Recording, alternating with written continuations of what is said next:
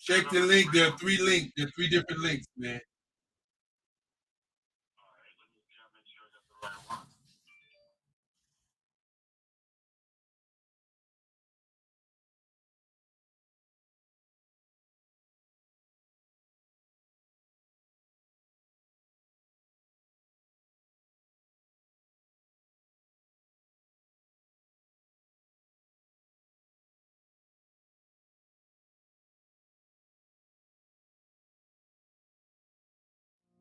Did you know that approximately 333.34 million businesses exist today, according to a report from 2021? And you may be one of those businesses, or maybe you're not in the business market yet, but you're aspiring to be a business owner.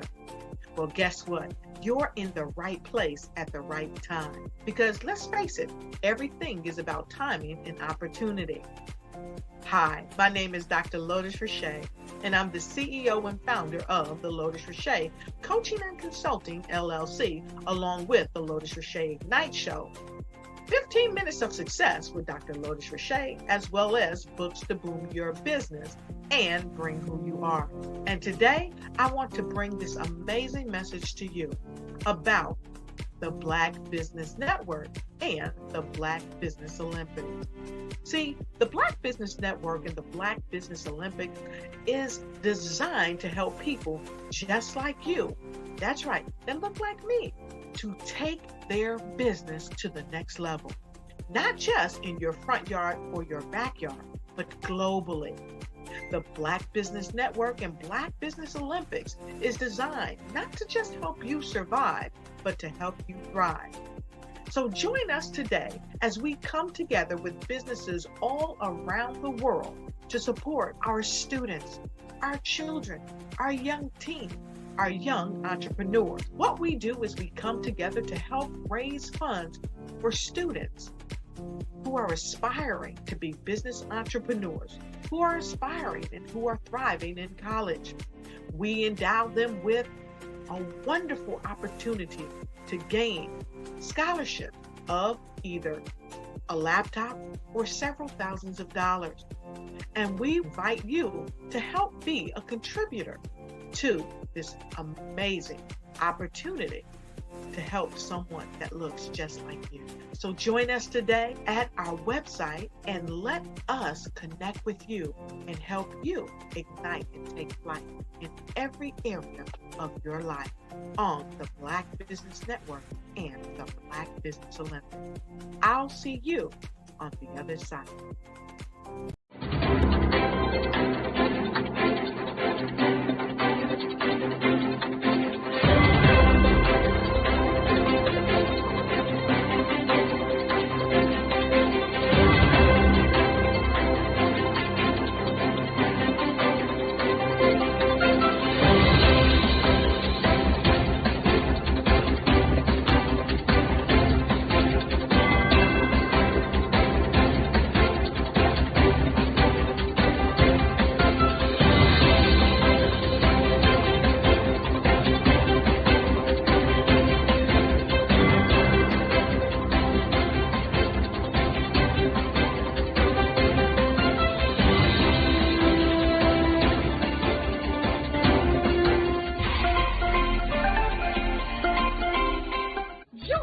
Dr. Eric Kelly III and a host of phenomenal speakers from all around the globe for this 7-day virtual event that you don't want to miss.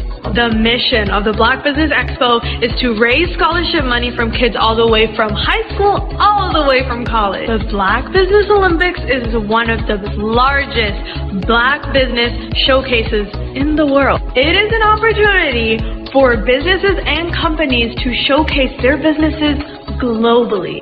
We are going to be giving away laptops up to $5,000 away to students. Again, I'm Olivia Appleberry, the founder of 2 Cents Finance and one of the speakers for the expo. I am so excited to see you there. For more info, go to www.blackbusinessexpousa.com or call 919-308-9090 and hope to see you there. I am Black Business. From the moment I wake until the time I sleep. Yes, I am Black Business. I am Black Business. Tell me, are you Black Business? I am Black Business.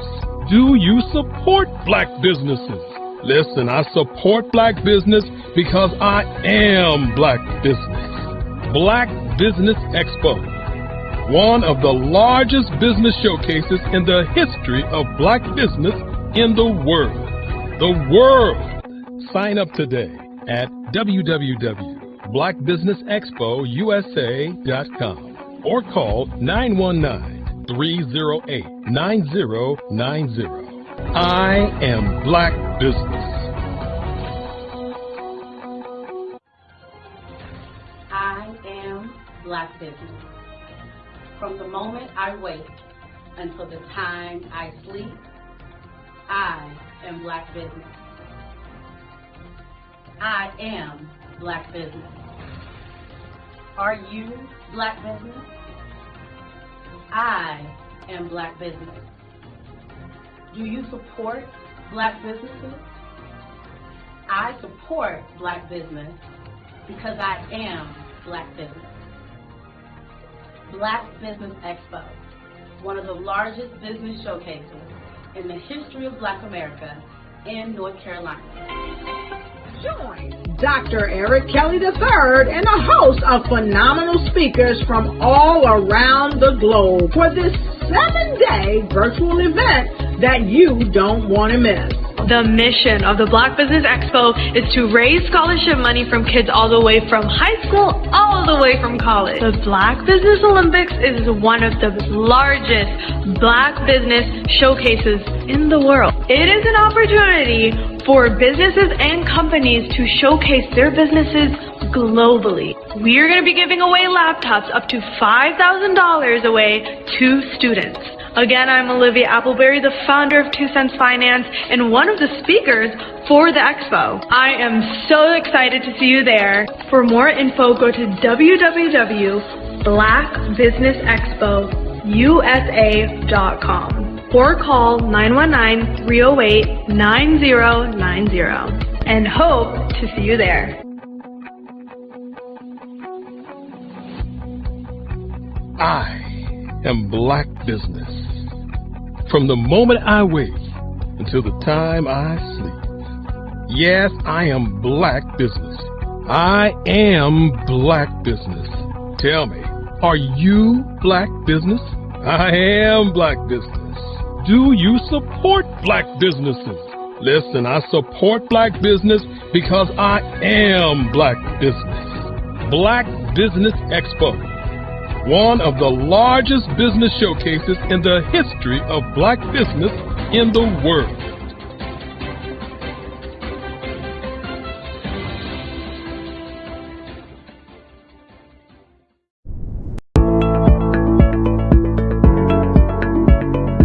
Prepare for what's coming and dominate in economic winter.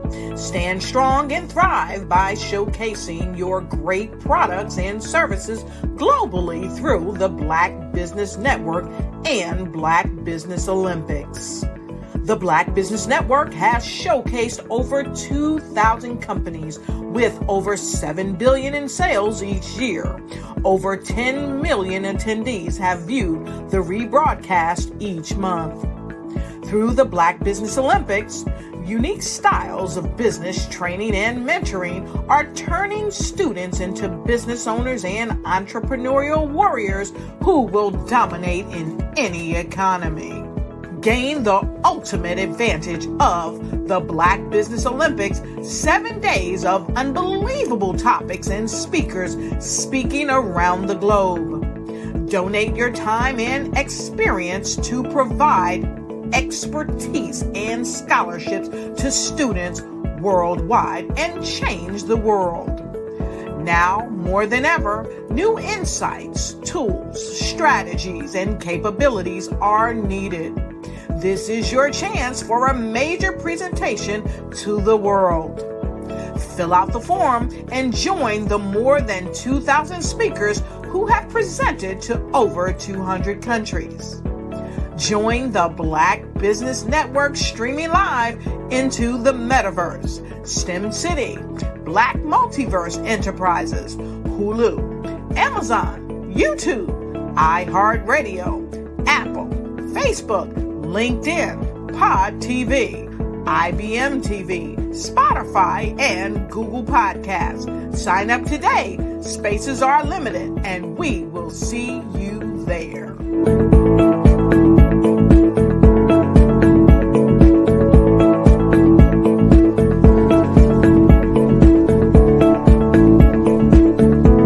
I'd like you to imagine with me, if you will, opening an app where you can collaborate with like-minded individuals from around the world, get inspiration and in-app tools to launch and grow your business, as well as share your knowledge and earn compensation, all in one app. Well, the name of that app is Truso, short for Truly Social. Hi, I'm Matthew Newman, the founder and CEO of Truso. A new concept in social media, Truso is designed from the ground up to be a platform that's both social and empowering for all its users. How exactly do we do that? I'm glad you asked. First, Truso brings the world together via video.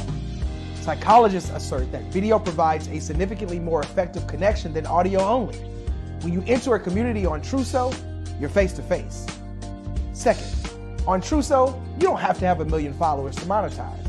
Our business model allows all hosts and moderators to monetize, no matter the size of your following, by 1, producing fee-based content, and 2, inviting others to join the platform as subscribers. Even more, Truso has an in-app resource library with over 100 free resources, forms, and documents to help you build your brand and grow your business. Third, Truso is inclusive. The deaf and hard of hearing communities make up 360 million people worldwide. Unlike audio-only apps, Truso embraces this community, providing a networking platform that allows them to participate via video and closed captioning. We even have a deaf and hard of hearing foundation in the works as well. Fourth, Truso is both social and safe. We refer to Truso as a virtual extension of the beauty shop, barbershop, and brainchild of the community.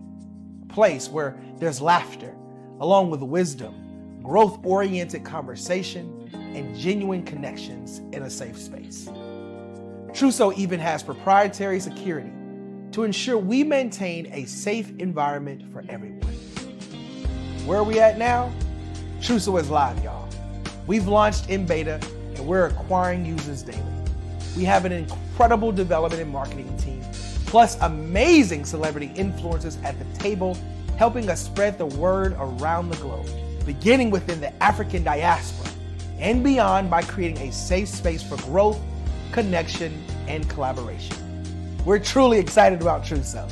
We've created something special for which there is a global market.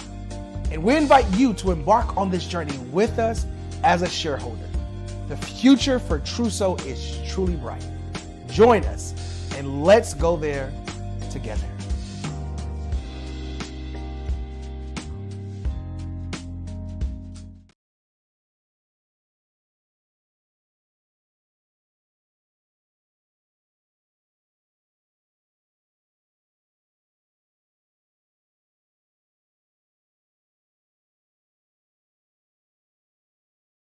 Over the past few years, we've seen the growth of existing and new initiatives focused on financial inclusion, building global networks, and reducing the wealth gap in response to the idea there's not enough seats at the table.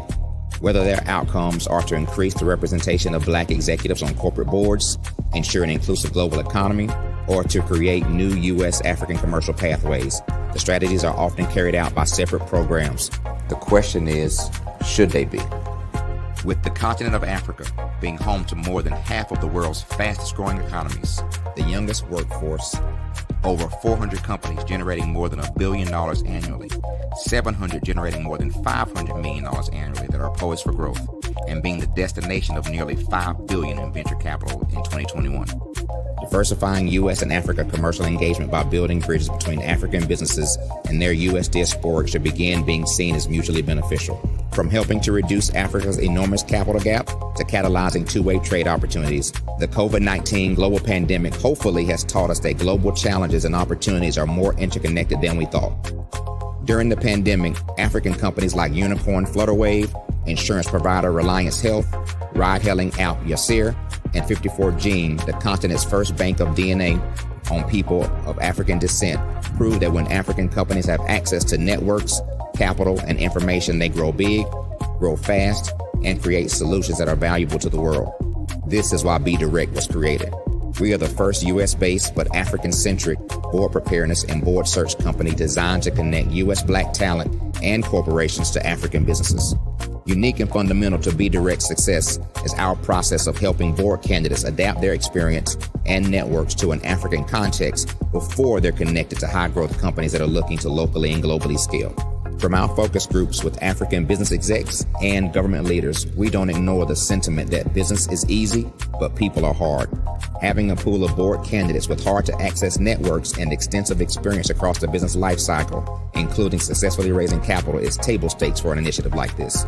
So yes, we have that. But corporate or entrepreneurial success in the U.S. does not guarantee success in Africa. Developed alongside industry partners on the continent, our training program, Be Direct Prep, is designed to transpose their experience to create cultural comfort, understanding, and the commitment to helping businesses in Africa scale. Our board governance sessions are African, continental, and country-specific, integrated with cultural awareness and dexterity training, masterclasses led by African industry execs, and mentoring and coaching from African continental-based facilitators. But even more unique to Be Direct Prep, we cap off our training program with an immersion trip to help candidates that have not been to Africa before see and feel Africa's complexity and opportunity from African soil. We all know traditional network-based board placement has historically left a lot of us out of ever really being in the paid board pipeline. Our strategy supports the work of many great organizations that are successfully filling seats at U.S. board tables by creating more tables for those that are still left on the sideline. It's time to start seeing the role and value of U.S. Black talent and businesses on the continent of Africa differently. Old perceptions and habits limit economic inclusion.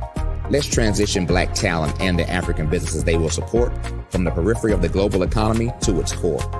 Living in a global lockdown, we all know now how fast local and global economies can change, and see the value of having businesses that hire, strengthen local value chains, and even grow globally. Status quo in any form holds back progress. We must democratize U.S.-Africa commercial engagement by socially and economically connecting cultures that have long been disconnected.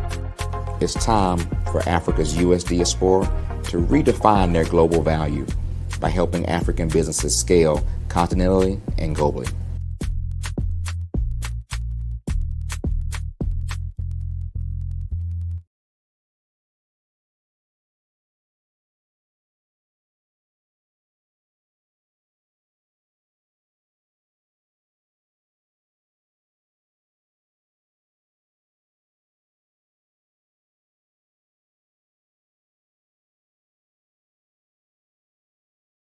I'm Nidhi Harris. My genius is being an entrepreneur. I'm the CEO of K-Lock, a company where I develop my very own line of kids supplements. I currently market my multivitamin for kids to help combat weak immunity. During the pandemic, research has shown that having a strong immune system is key to fighting off disease. My vitamins are for kids, but adults can benefit from them as well. I'm adding a proprietary blend to my supplement line. I want to create my own blend so that I have a competitive edge in the marketplace. Staying healthy is important to me so that we live longer and have healthier lives. My website is klockproducts.com. That is K-L-O-C-K. Genius is common.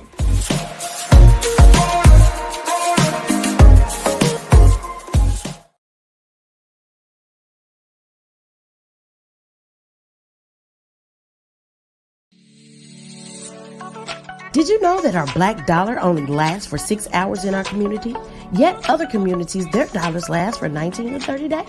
The Black Wall Street Nation. Black Wall Street Nation. Yes, that's why we created the Black Wall Street Nation. Black Wall Street Nation is a centralized directory available to all black businesses across the world.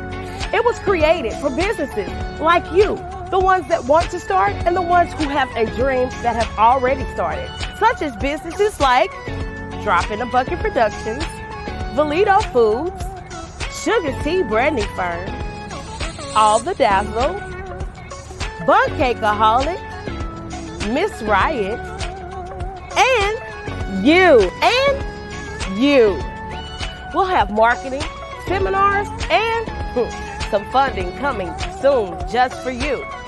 So, we want you to come and join us. www.blackwallstreetnation.com. See you there.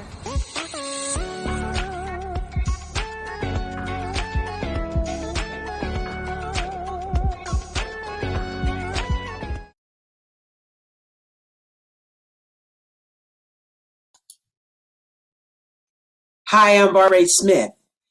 Genius is common. My genius is executive coaching and professional corporate training. As the master executive coach and corporate training ambassador for the Genius is Common movement, I help business owners craft their stories in such a way that you know exactly what they do, what they have, and what they bring to the table. Many times as business owners, we are asked, so what do you do for a living? And we could be crushing in our businesses, but we're not quite sure exactly what to say in a short amount of time. Well, I help you take those stories that are the reason why you're in business and why you're so passionate about your business and craft them in such a way that people are drawn to you, as opposed to being repelled by you. Because every conversation, every time you talk to someone about your business, you are excited about it.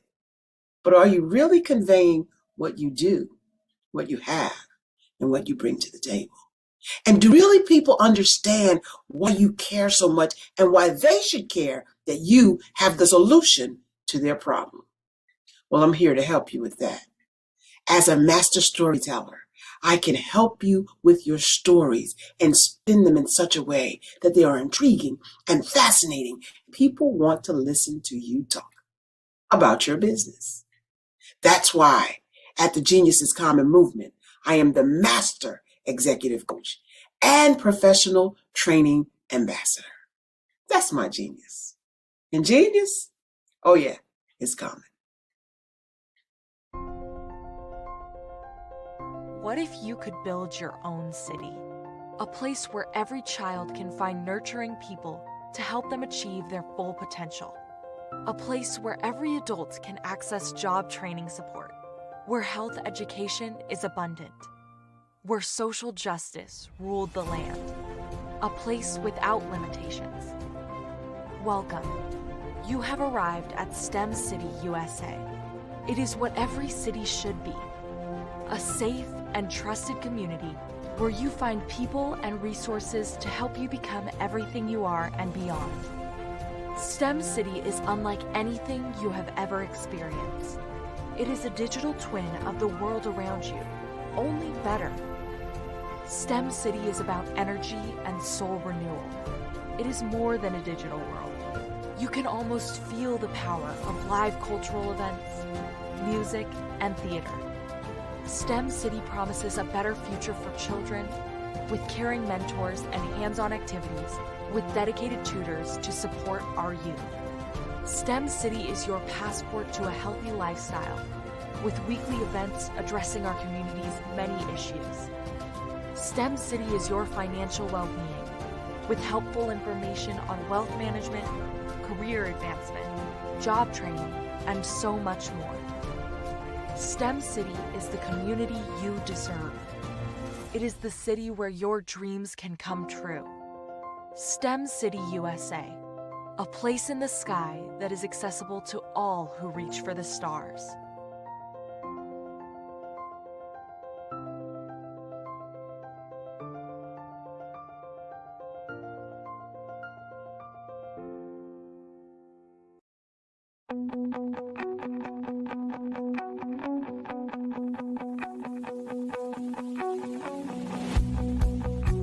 I am Black Business. From the moment I wake until the time I sleep. Yes, I am Black Business. I am Black Business. Tell me, are you Black Business? I am Black Business. Do you support Black businesses? Listen, I support Black business because I am Black Business. Black Business Expo, one of the largest business showcases in the history of Black business in the world. The world! Sign up today at www.blackbusinessexpousa.com or call 919-308-9090. I am Black Business.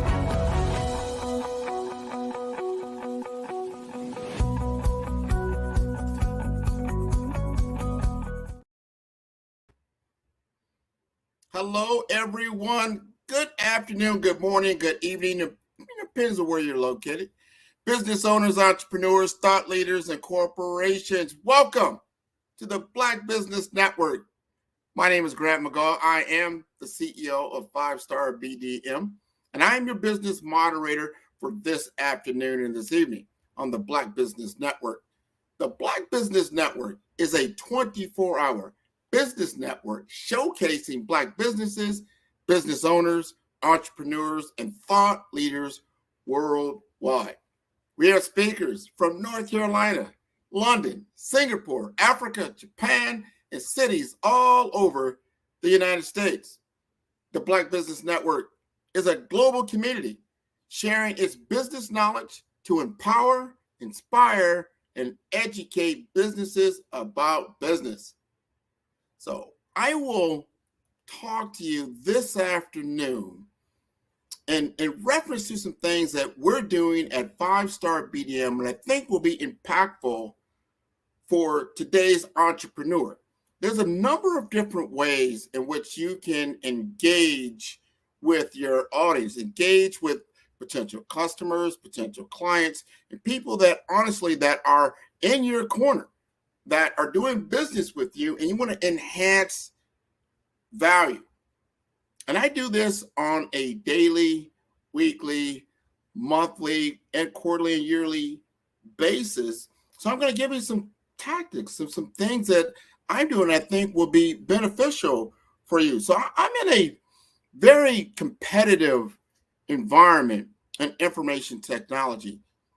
It's highly competitive. There's people all over the world that are vying for the attention of a few key people and board members to advance their cause. A lot of times, these particular deals that I'm working on from a business development standpoint are 5, 6, 7, and even more as far as revenue on a monthly level, also a yearly level.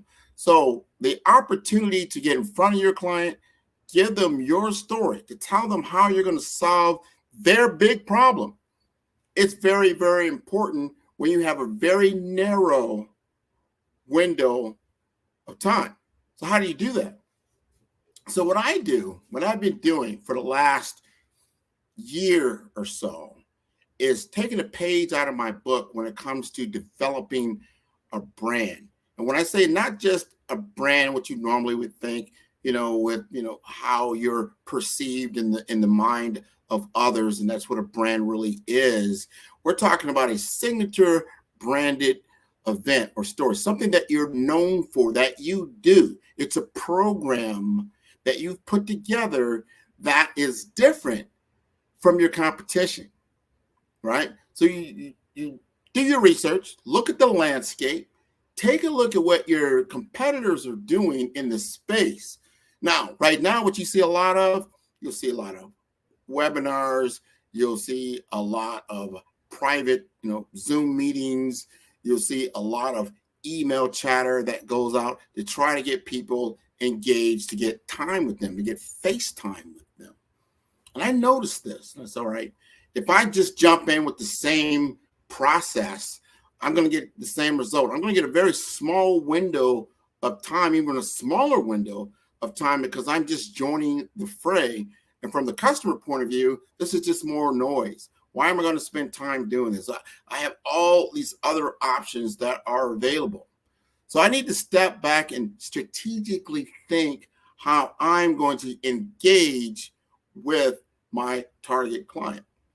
So I sat back with my team and we thought through this. What kind of signature program can we put together that it's going to involve not only ourselves, obviously our client or clients, with the that's plural, but also our partners that are very well known in the space also. How can we collaborate on this and bring forth something that's going to work at a high level and be a gift that keeps on giving over time? So as I thought about it, and I thought back in my history, and I said, you know what? There were some things that we did, especially now after COVID. People are into in-person events again. They're starting to come out and they're starting to get engaged. So the webinar world is starting to step back a little bit. It's starting to become more hybrid. People are starting to go to these in-person events, but then they're more networking events, and they're nice panels.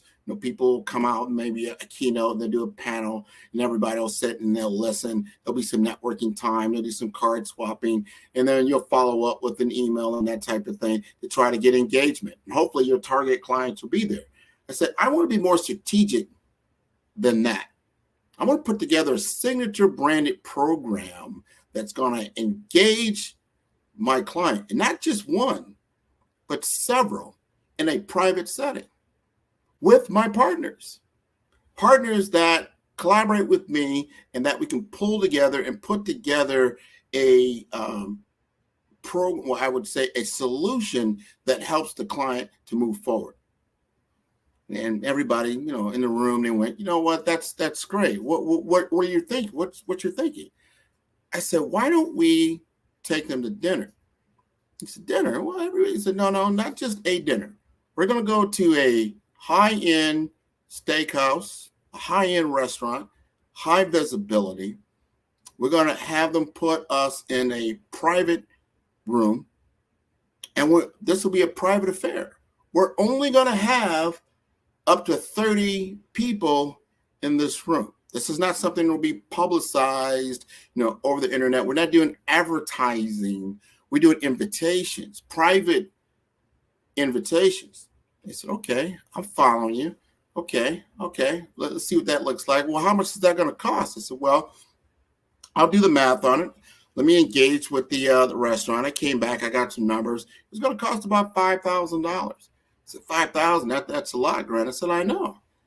But what if we got our partners to chip in, that they would be part of the program, and they would help to offset these costs, and they would also gain the opportunity to engage with these clients and build business pipeline.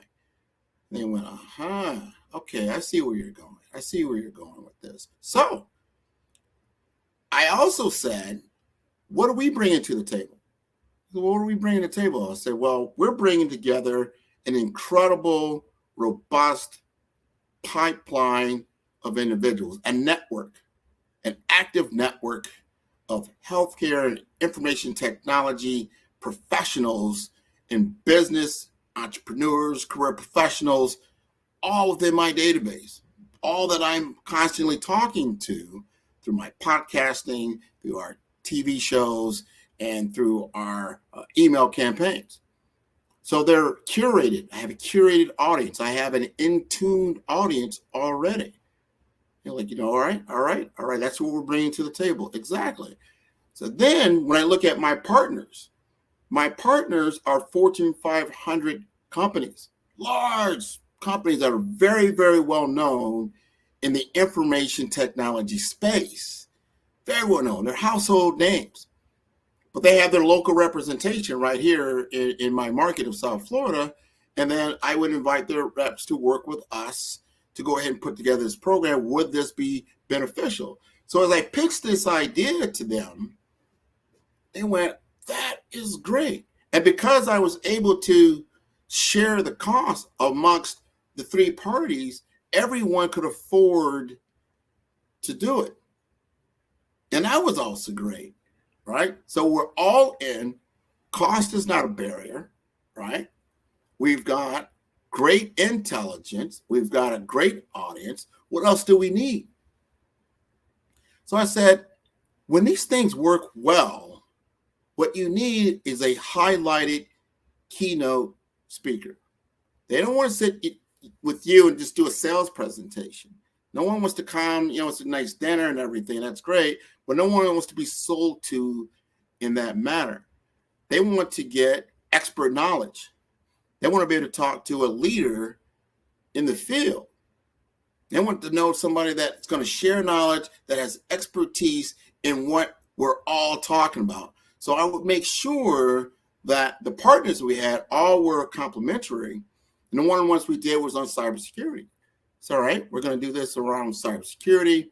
We're going to invite cybersecurity leaders, and we're going to have a keynote speaker that can speak highly of cybersecurity, right? But that keynote speaker is not going to be directly competitive to the people that are in the audience. They went, okay, I see where you're going. So I could bring somebody in from academia, somebody that is not directly competing with the people in the audience, so they can get up-to-date trends and knowledge of what's really going on in that cybersecurity space.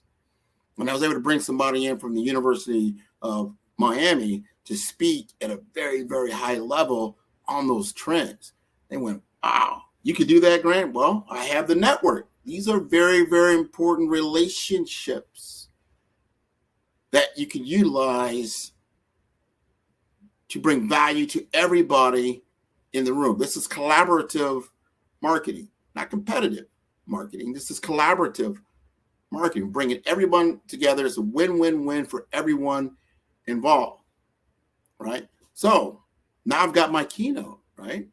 And that is the attraction to the event. Because when you're talking to C-suite executives, they don't have a lot of time, but they will make time for something that is important. And that is what we put together. So now I've got my business partners. Obviously, we've got ourselves, right? And we've got a signature branded program to pull this together. And now we put together our email campaign, our target list. And this is another beautiful thing. As we start to put together our target list, the target list, again, is complementary for all my partners. But then it's not just me promoting the event. It's my other 3 partners that are also promoting the event. They also have relationships. They're also bringing their people into the dinner event. Beautiful thing. Beautiful thing. I don't have relationships with everybody. I don't have the same types of a relationship. We put all these target audience on a list. Everybody can see it. We're all collaborative. So when we engage with certain individuals, we kind of know if somebody's already reached out to them. Oh, you've reached out to so-and-so, they're coming. We reached out to someone else, oh, they can't come. That type of thing, or maybe someone else is coming. And we go through that entire list. We would always use a ratio. If you're going to have like 30 people that you want to invite, we're going to go 3x that. Some people do 4x that, right? So we at least get a nice target list of 100 people. What you're going to find is you're going to find like, wow, I didn't have relationships with some of these other accounts, these other individuals, and they're all now on this list, and the contact information, all that thing, all of those things. And that goes vice versa for everybody.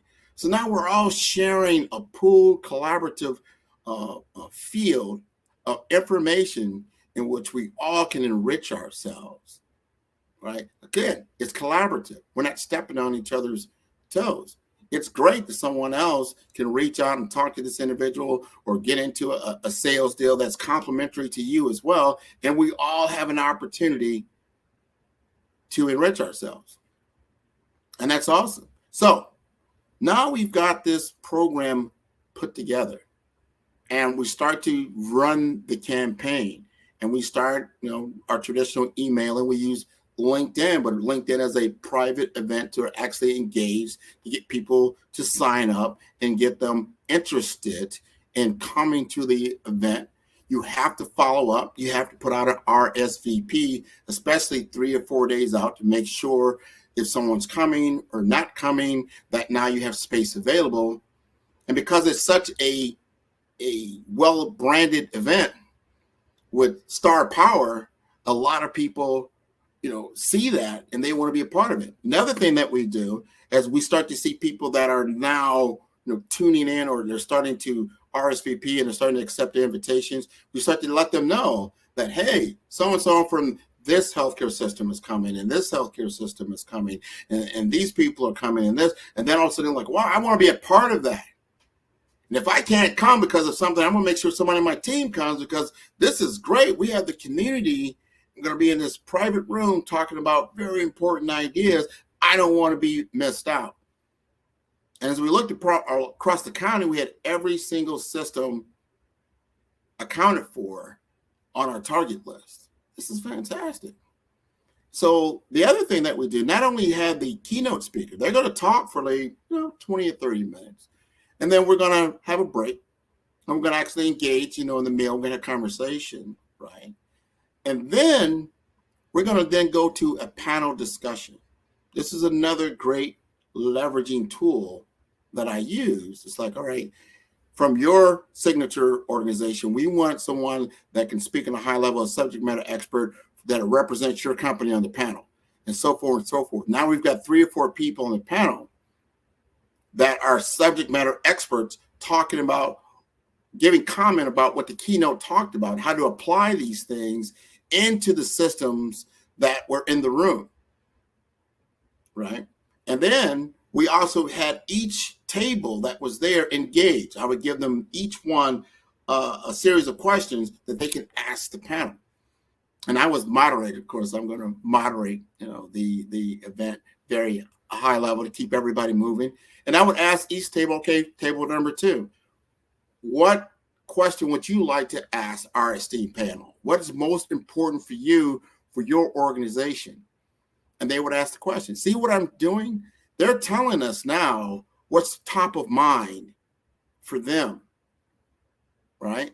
So now you're gathering very important information, very important things you cannot discern anywhere else. You're getting good information, good knowledge, and you're applying your knowledge and wisdom on the stage, and you're engaging everybody. And not only are we engaging with the panel, they're also engaging amongst themselves. A lot of times they're not talking amongst themselves. They're talking amongst themselves. They're starting to get information. Questions are coming up. Or how do you handle this, or that? And that's being vetted, right? And we're having great conversation. We have great intelligence. So this is a signature branded program.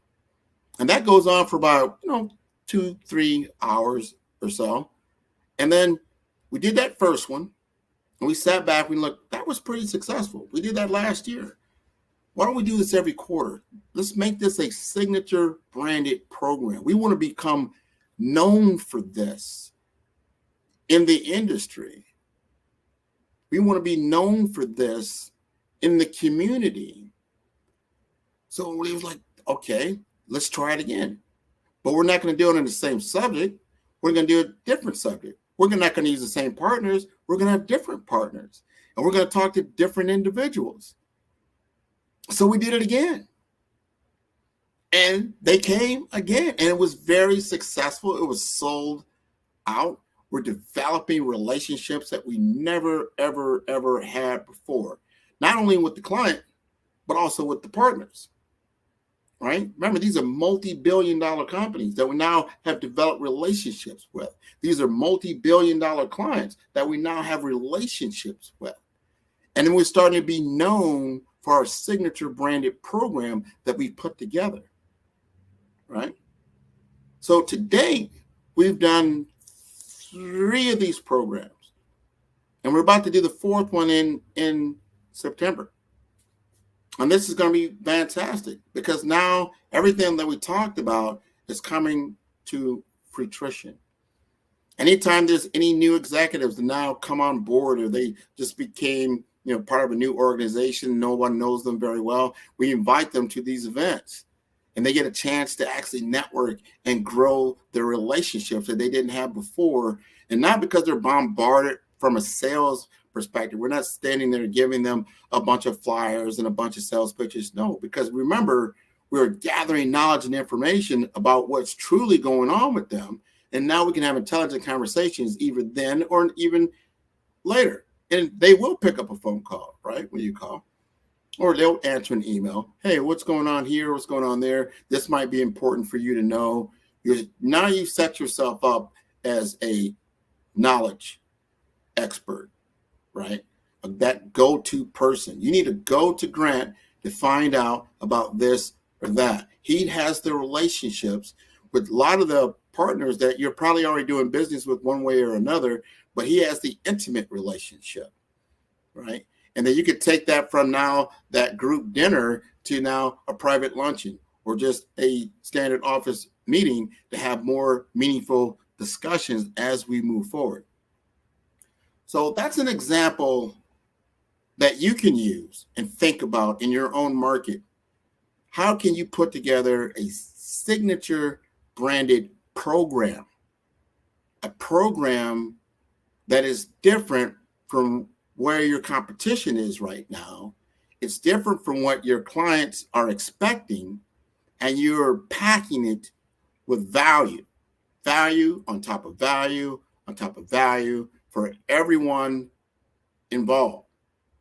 And money, again, is not the barrier. It's like, wow, that sounds very expensive. Remember, I divided it amongst 3 or 4 different entities that it became very easy to do this. Now it's just a matter of timing, making sure the timing lines up. I always suggest you do this 4 to 6 weeks out. Give yourself some time, some runway.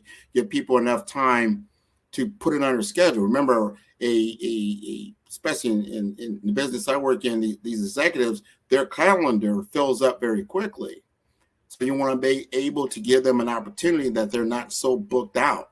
So 4 to 6 weeks is decent enough time. And then it's after work. So this is 6 p.m. to like 9 p.m. at night, and not too far away from where they'd have to drive to get there, right? And that's very, very important, especially if you don't have the relationship. There's, if you're out there cold calling, cold emailing, cold in-mailing, you're not getting that warm response. Look to what I just talked about, getting partners that may already have the relationship, or maybe they're further along the process than you are, and you collaborate together on a signature branded program that you can put together. That it's not a community event, it's a private event.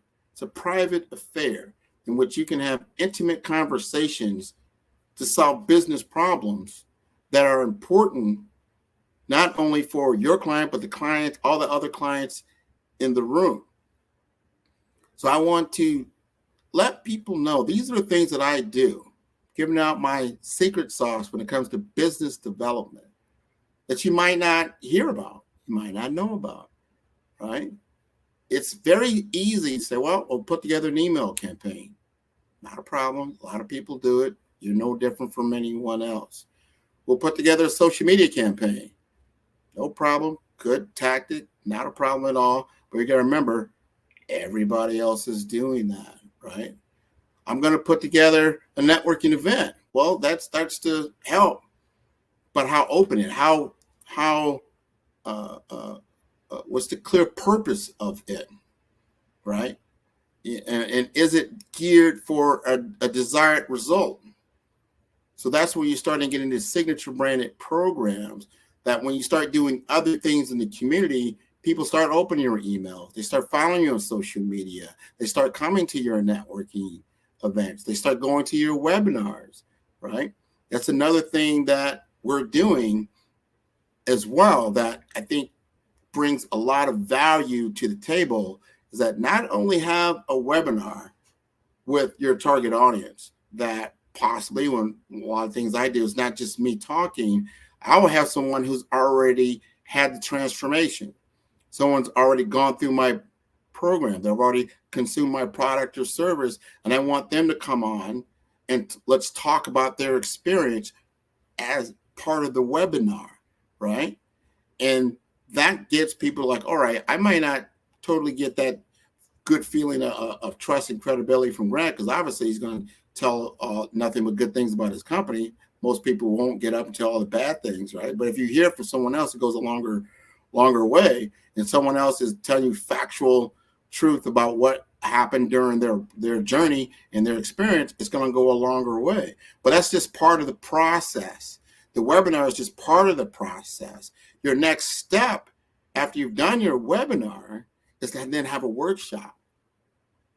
Bring them together. Let's roll up our sleeves. Let's talk about this. Let's actually get in there and tinker with stuff. Let's pull out the tools. Let's go ahead and try it out. Let me show you how this works. Now you've gone from webinar to workshop to now you start getting into your next step. After that, automatically is going to be a sales engagement, because you're going to find so much information out. How can we then implement this into your business? So those are two things I just talked about. And a lot of times you can even put them together, have a signature branded program. Now, what I use is a dinner event, have a signature branded webinar workshop series that you can work through. Start thinking about things and combining things that engage your client, engage yourself, and look at it as a collaboration with all of you, especially your partners. Partners are so important because it allows you to see and do things that you normally wouldn't see or do as you're engaging together to create what? Revenue opportunity, right? Pipeline development, right? Something that a lot of people don't like to do. You've got to look at funnel. What does that funnel really look like for forecasting? How can you forecast if you really haven't got deeper into your activity that's leading to a desired result and a quantifiable outcome?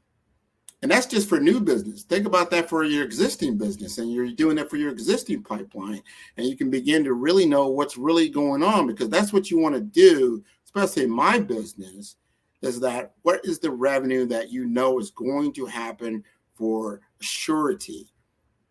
And that's very important when you get into forecasting and you start looking at what happens in these Wall Street companies and whatnot. They have these forecasts and they have to hit those numbers or their stock value goes down. How do you get to that assurity? You want the same kind of assurity for your own funnels. So now we're going into the end of Q3, going into Q4.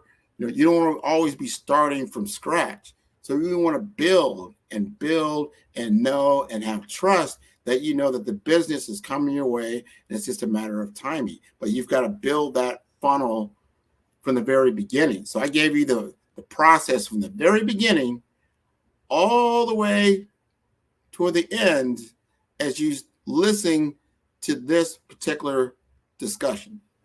So I hope I have been beneficial for you and your endeavors as an entrepreneur.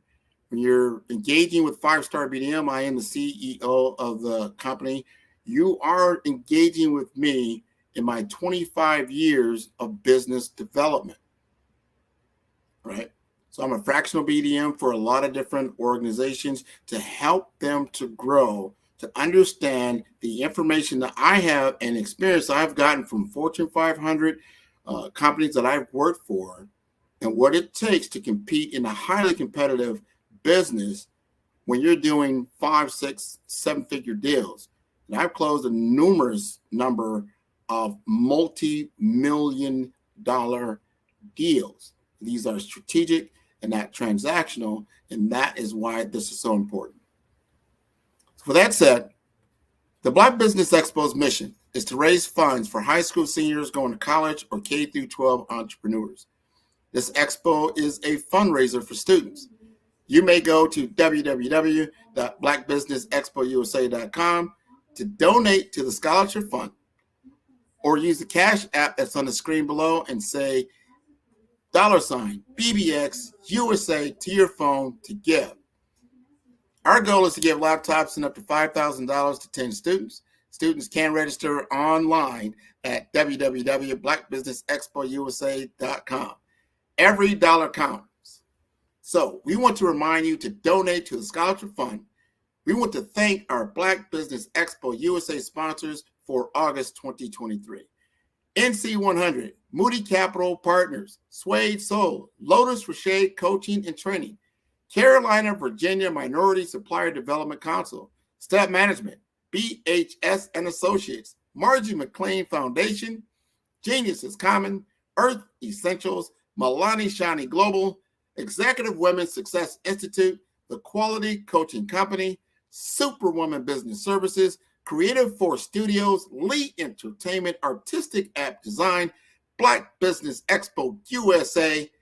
Genius is Common, and I'll see you on the other side.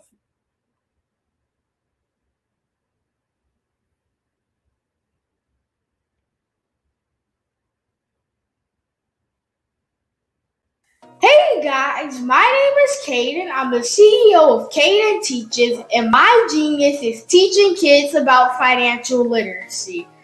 Throughout my financial products, such as my financial flashcards, my activity book, and my newest project, my financial bus, which I bought. And on the bus, it has a mock bank where kids will learn how to deposit and withdraw money, a mock grocery store where kids will be able to learn how to have a family budget, and a mock stock exchange where kids will even be able to learn how to invest in stocks. Now, I decided to start teaching kids about financial literacy because I find that most kids graduate high school without even knowing the basics about financial literacy. And I feel if I were to teach kids about financial literacy, that I would be able to help kids tap into their genius. And I actually learned about financial literacy to my dad because I would go to business meetings with him, and I would always see that they were talking about financial literacy. And at that point, I didn't understand what financial literacy was. So I took it upon myself to learn about financial literacy and teach it to kids in a way that they could understand. But I want you guys to help me help kids tap into their genius by going to my website, cadenteaches.com, and you can sew into me in my financial bus by going to my GoFundMe link. And remember, if Caden can, you can too. Because genius is common.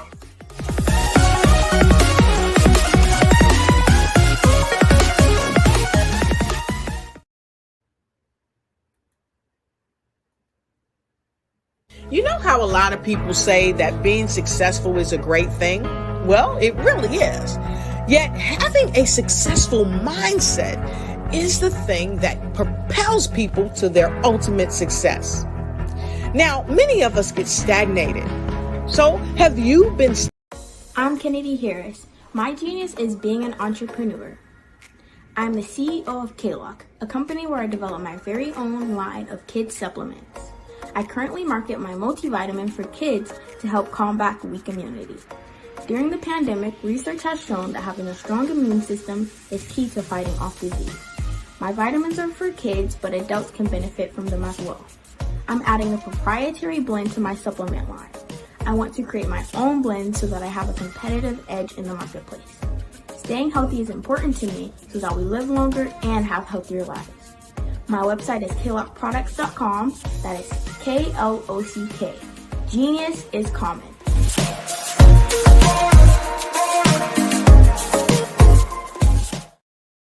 I was born.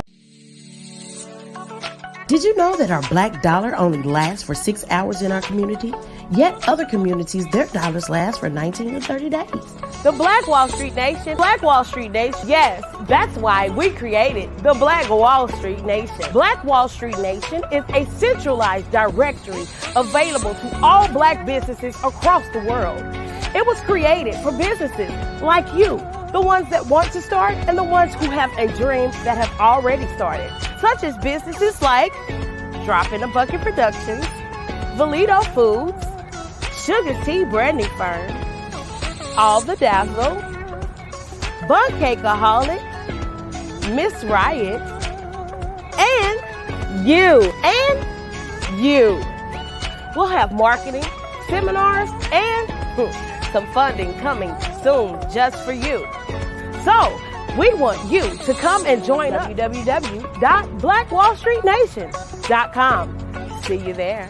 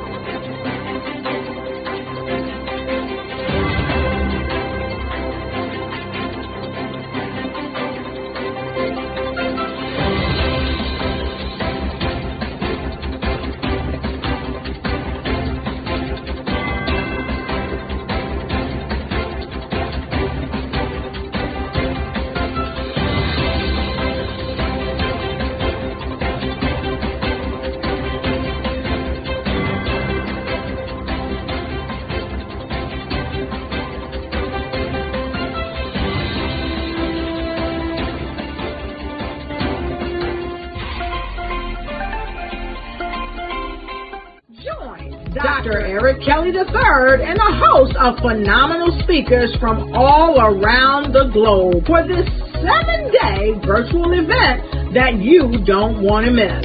The mission of the Black Business Expo is to raise scholarship money from kids all the way from high school, all the way from college. The Black Business Olympics is one of the largest Black business showcases in the world. It is an opportunity for businesses and companies to showcase their businesses globally. We are going to be giving away laptops up to $5,000 away to students.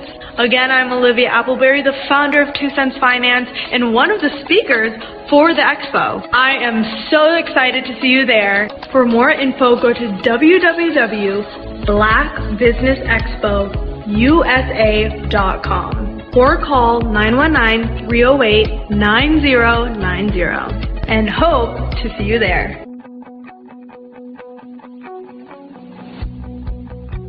I am Black Business. From the moment I wake until the time I sleep. Yes, I am Black Business. I am Black Business. Tell me, are you Black Business? I am Black Business. Do you support Black businesses? Listen, I support Black business because I am Black Business. Black Business Expo, one of the largest business showcases in the history of Black business in the world. The world! Sign up today at www.blackbusinessexpo or call 919-308-9090. I am Black Business.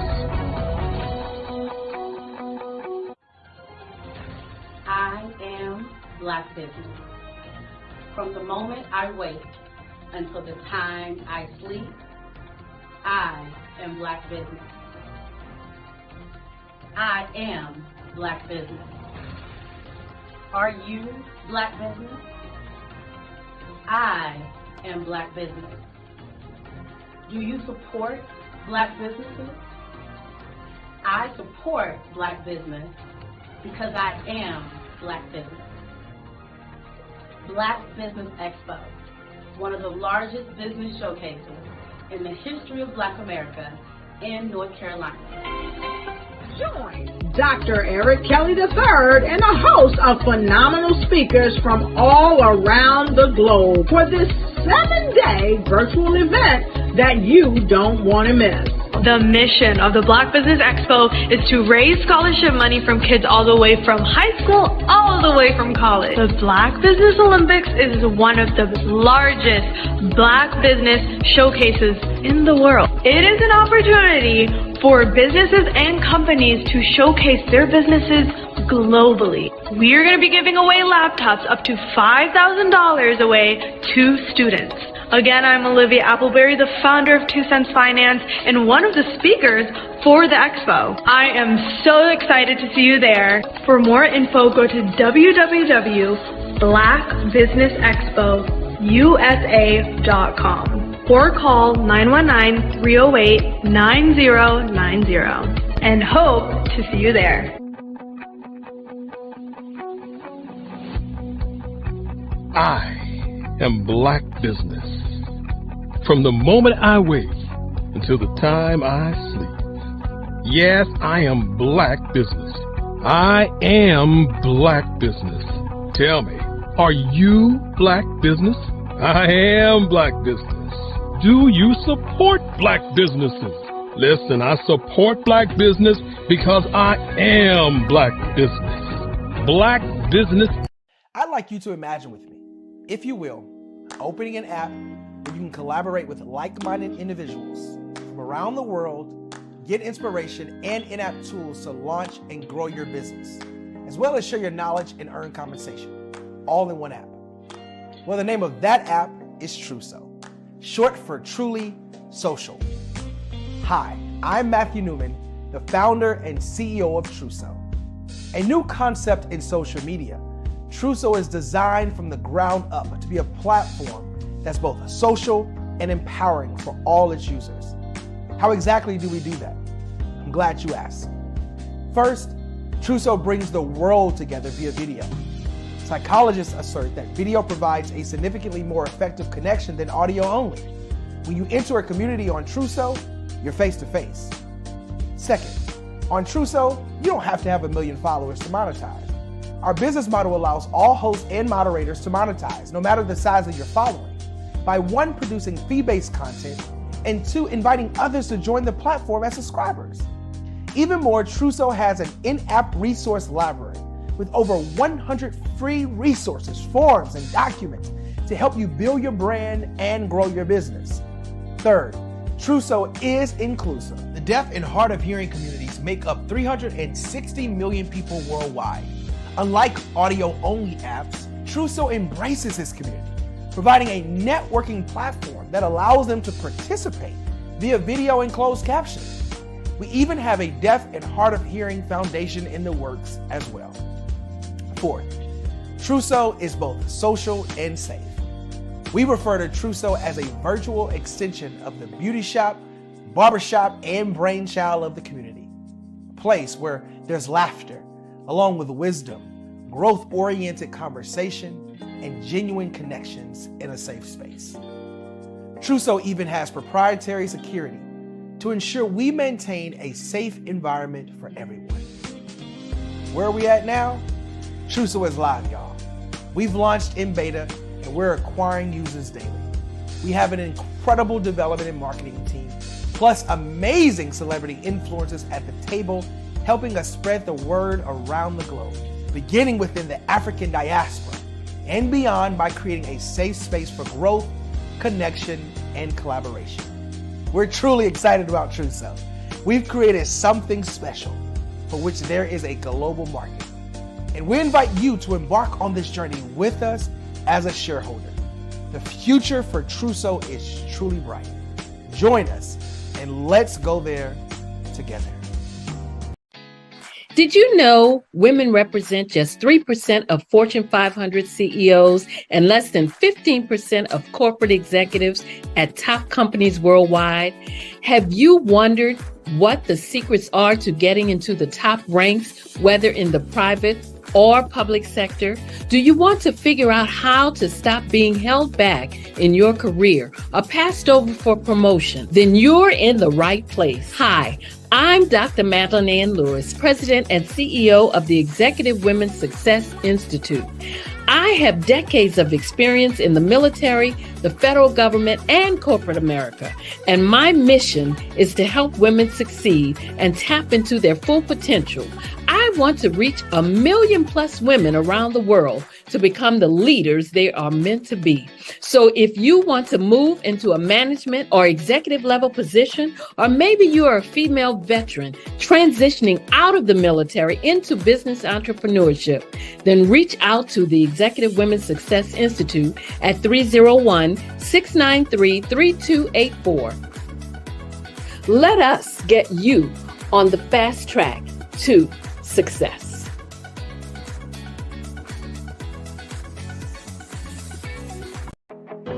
I am Black Business. From the moment I wake until the time I sleep, I am Black Business. I am Black Business. Are you Black Business? I am Black Business. Do you support Black businesses? I support Black business because I am Black Business. Black Business Expo, one of the largest business showcases in the history of Black business in the world.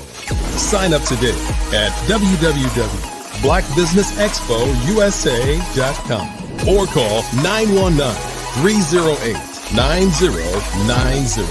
I am Black Business.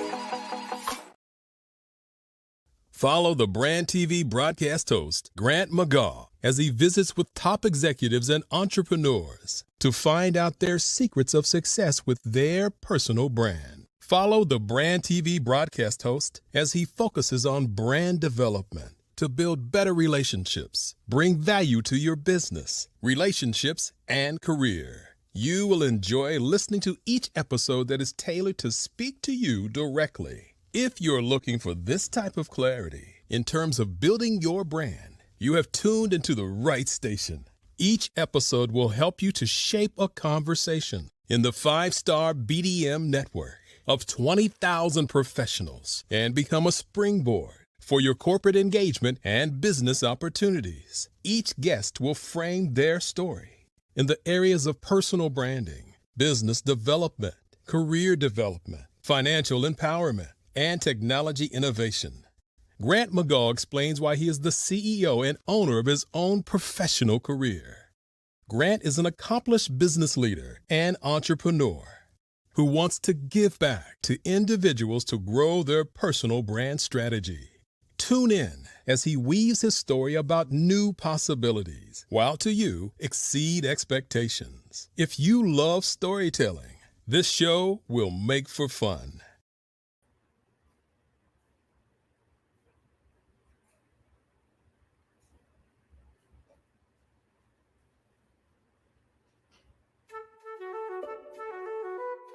This is Dr. Arnold T. Petsworth. He's the owner of Petsworth Vet World, a veterinary clinic in Hopton, Connecticut. His patients include dog, cat, frog, fish, Goldie, dog, and this alpaca. Due to doctor-patient confidentiality, we can't tell you their names. Business at Vet World was steady, and then quarantine hit. Neighbors brought new four-legged friends into their homes.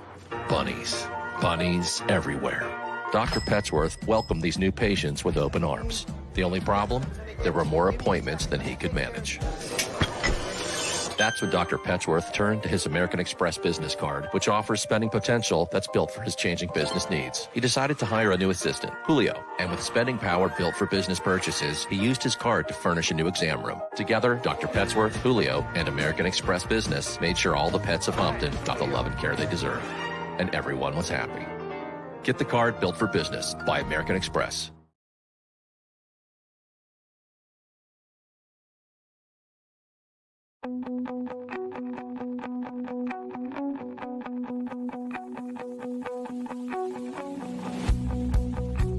I am Black Business. From the moment I wake until the time I sleep. Yes, I am Black Business.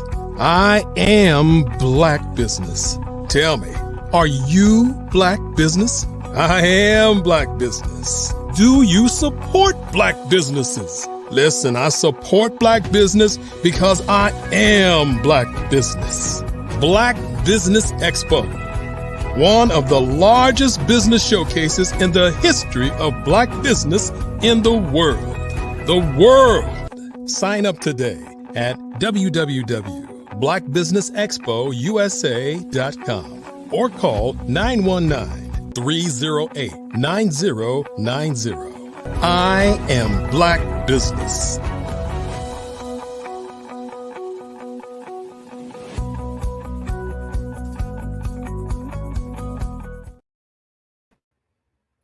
Hello, everyone. Good evening, business owners, entrepreneurs, thought leaders, and corporations. Welcome to the Black Business Network. My name is Grant McGaugh, CEO of 5-Star BDM. I am your business moderator for this evening on the Black Business Network. The Black Business Network is a 24-hour business network showcasing Black businesses, business owners, entrepreneurs, and thought leaders worldwide. We have speakers from North Carolina, London, Singapore, Africa, Japan, and cities all over the United States. The Black Business Network is a global community sharing its business knowledge to empower, inspire, and educate businesses about business. Today, we present a true testament to resilience and transformation. Unisa Camara, once at the helm of Black Lion Entertainment and Camara Homes in the U.S., today he stands as the dynamic CEO of the Global Speakers Platform and Camara Youths in the UK. Fueled by personal tragedy and an undying drive, he founded Camara Youths in memory of his late son and the Global Speakers Platform to uplift voices globally. But Unisa's influence isn't just in his ventures, it's in his life story. Surviving gunshots, the heartbreak of loss, and incarceration, Unisa has turn adversity into advocacy. He's not just a business magnet, but a beacon for change, hosting TV shows on Amaze TV, leading radio broadcasts on the Beat FM 106.6 and Blunch for Life Radio, acting and authoring. Eunice's journey has graced stages, podcasts, and magazines worldwide. Prepare to be captivated, inspired, and empowered by the indomitable Eunice Camara.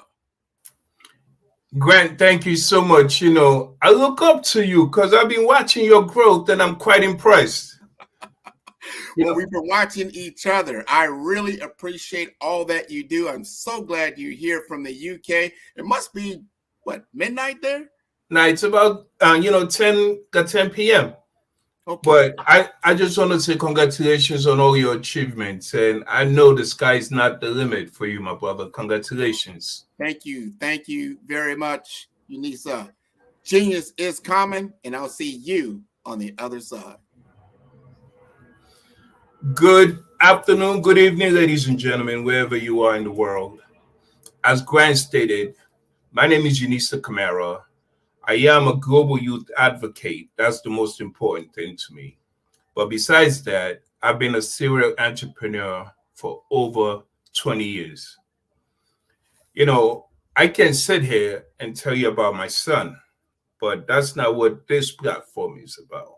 This platform is about elevation. This platform is about self-awareness and growth. So, again, my name is Unisa Camara. I was the CEO of Global Speakers Platform, Camara Youths, and also Black Line Entertainment. I am now the CEO of Global Speakers Platform. Now, what we do at Global Speakers Platform is to elevate our speakers globally. We give you the television, we give you the radio, we give you the newspapers, we give you the magazine, we give you virtual stages, we give you speaker training, but most importantly, we give you the live stage. We work with you through your journey of becoming a global speaker. Now, I just want us to talk a little bit because a lot of people are under the impression that being an entrepreneur is just an overnight process. Now, most of you entrepreneurs that are out there listening to me, again, I applaud you for your hard work. And those of you young entrepreneurs that are just starting out, remember, failure is not failure. If you don't succeed on your business, it's just because there is a puzzle piece that you forgot to put in. So look at it as a learning experience. Today, I want us to talk about the mind because as a global speaker, I speak on the laws of attraction, the vibrations of the universe. I also expand on the individual themselves, understanding the mind, the functionalities of the mind. Now, as we go through life, we have to understand that we possess one of the most powerful tools, and that is the mind. And when we learn to utilize the mind, success is nothing but a step away. We have to understand that the mind can create whatever we focus on. There's nothing that we cannot achieve when we put resilience and persistence into play and understanding what it is that we're trying to achieve. And as I indicated in the beginning, ladies and gentlemen, it's not an easy road, but you can achieve it. If it was easy, everybody will be an entrepreneur. If it was easy being rich, everybody will be rich. But whatever we work hard for, we cherish, we appreciate, we acknowledge. Now, as we're going through this journey of entrepreneurship, we have to understand the thought process of it. Everything starts with the thought process. Once you start thinking about it, you create an emotion from that thought process. And with that thought process, you create an action. Let me say that again. You just don't act. Nobody just acts. There has to be a reason to your action. There has to be an emotion that is involved. So let me just say, you are getting evicted and you have a child. Is that a need or want? You need to put something into play to keep your child in a safe environment, to keep your child under a roof, to provide food for your child. So that's a need. It's no longer a want. So when you have that need, you put it into play. And your mind, ladies and gentlemen, is your central processing unit. Whatever you think, you can achieve. And once you start utilizing the mind, you have the left brain and the right brain, which gives you pictures, and the other one gives you the thought process. So imagine if you can use the left brain and the right brain, where you can visualize and you can think it and put that together in a constructive way, in a way of progression. There's nothing that one cannot achieve. And I will keep saying that till the end of this segment. There's nothing that you cannot achieve. Will you face trials and tribulations? Without a doubt. But when you put persistence into place, you can achieve it. Now, along this journey, you will understand who you are.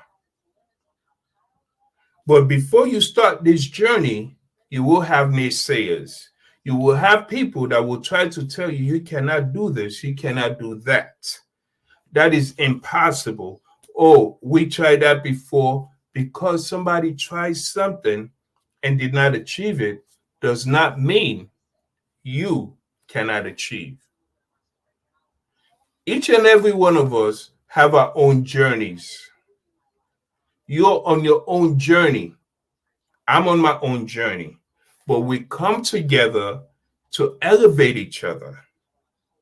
We come together to support each other towards growth. Now, because I'm supporting you does not mean I am deviating from my own journey. Because you are supporting me does not mean you're deviating from your own journey. It just means that we're supporting each other towards growth. And when we're supporting each other, that's called progression. Now, as you're going through this journey, ladies and gentlemen, you will start understanding what is the difference between your needs and your wants. And I stated before, you have to understand your need. Because if you say, I need to eat, that is hunger. And when you say, I want to eat, that's just to say, well, I have food in my stomach, but you know what? I just require something extra. So in this journey of life, in this journey of entrepreneurship, in this journey of self-awareness, as you're growing, you will learn who you are, what your objectives are, what your goals are. You will understand that the fact that with this journey, you will face something called mind elevation. Because when you come to that hurdle of hardship, you feel as though, well, I'm out of ideas. I cannot do this. You have to sit back, and every time I'm on this platform, I expand on something similar. Why do I expand on something similar? It's because I want you to put the connection together. I want you to understand the puzzle, that it's not going to be an easy journey. You will face hard times. But does that mean you need to quit? Does that mean you need to stop? If you decide to stop and go back to continue to being an employee, Well, the person that you're working for had faced the obstacle that you face, and they did not quit. They did not back away. They add in the resilience. They add in the mind expansion, the growth mind, willingness to learn, willingness to understand, where did I go wrong? How can I rectify this? Remember, no one can stop you from your growth. Nothing can stop you from your growth. The only thing and the only one that can stop you is you. You possess something so unique in within you. There is something so different about you that no one else possesses. McDonald's and Burger King are both fast foods, but what makes each one of them stand out? When they started McDonald's, it was two brothers. They had a fixed mindset that this is how it's going to be, and this is the growth that's, expectation of it.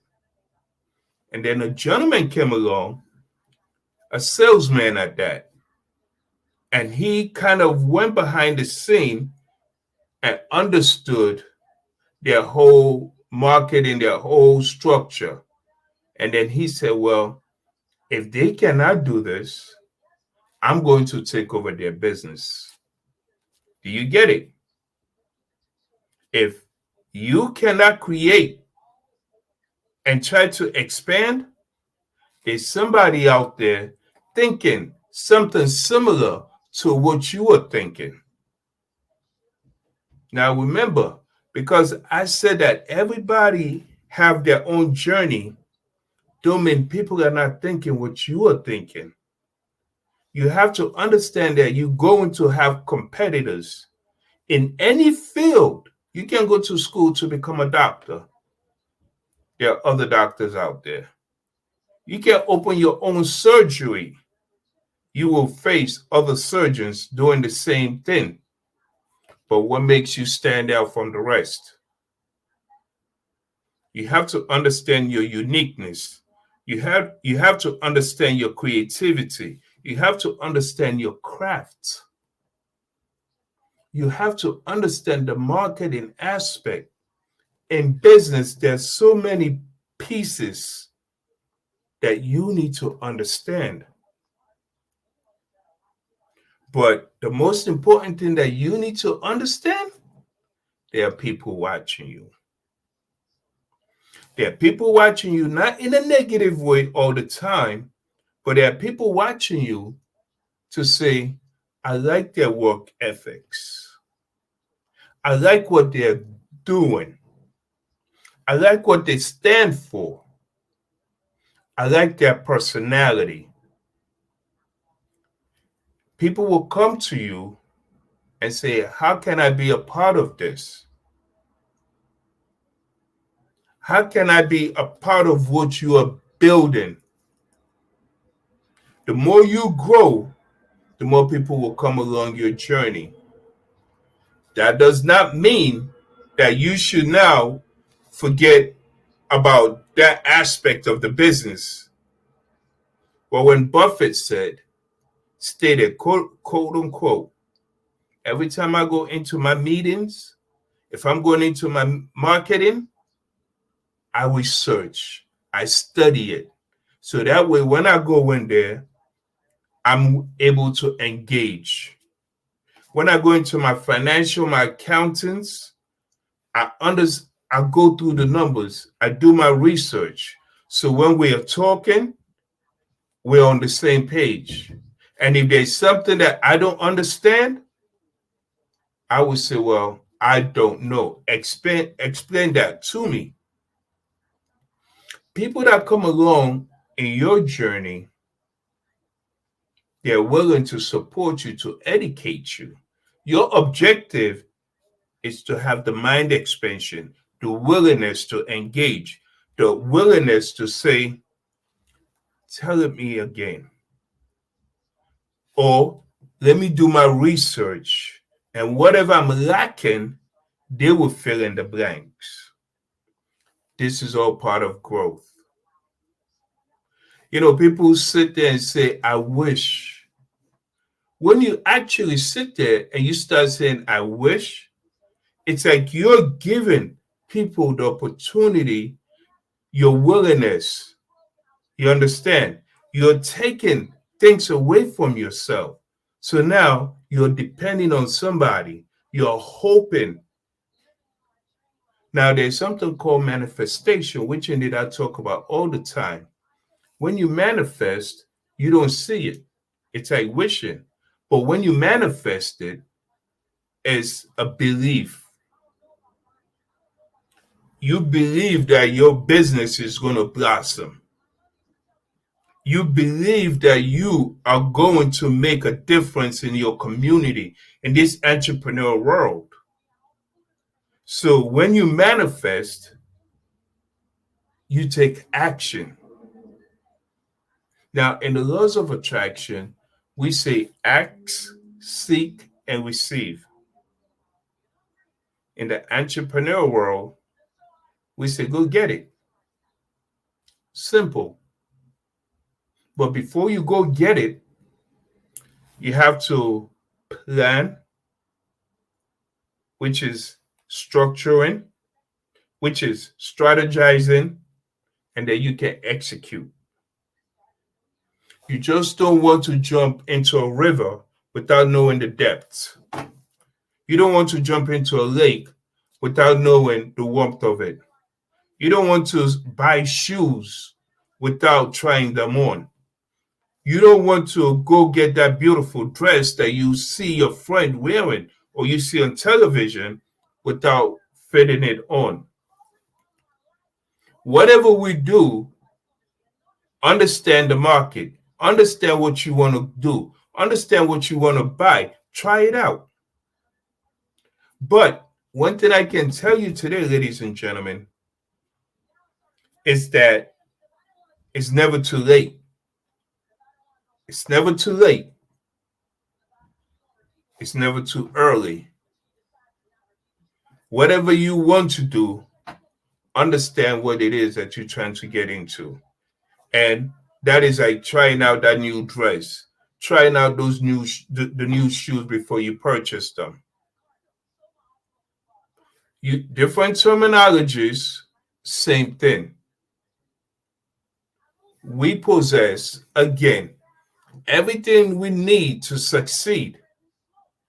You possess something that I don't have. I possess something you don't have.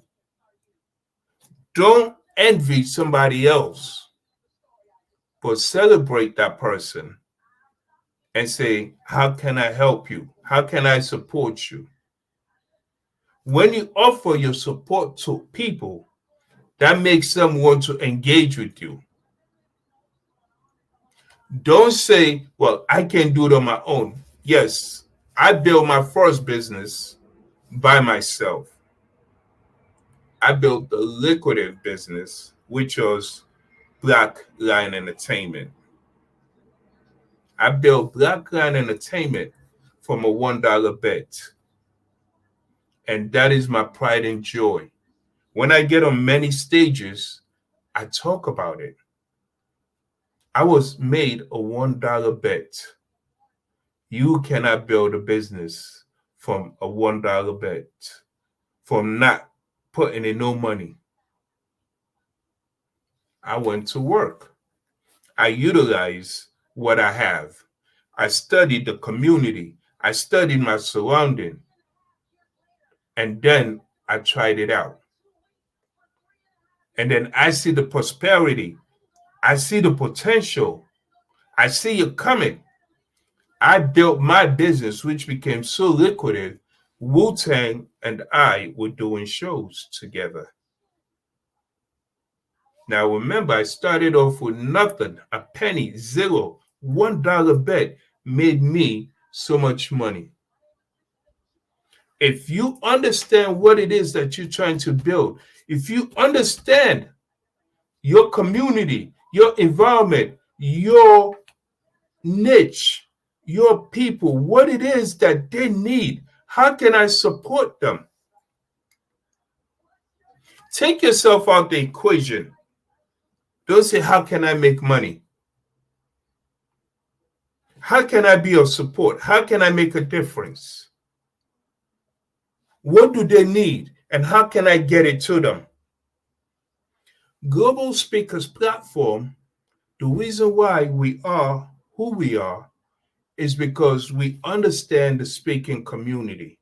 We understand that a lot of speakers are paying so much money for coaches to coach them.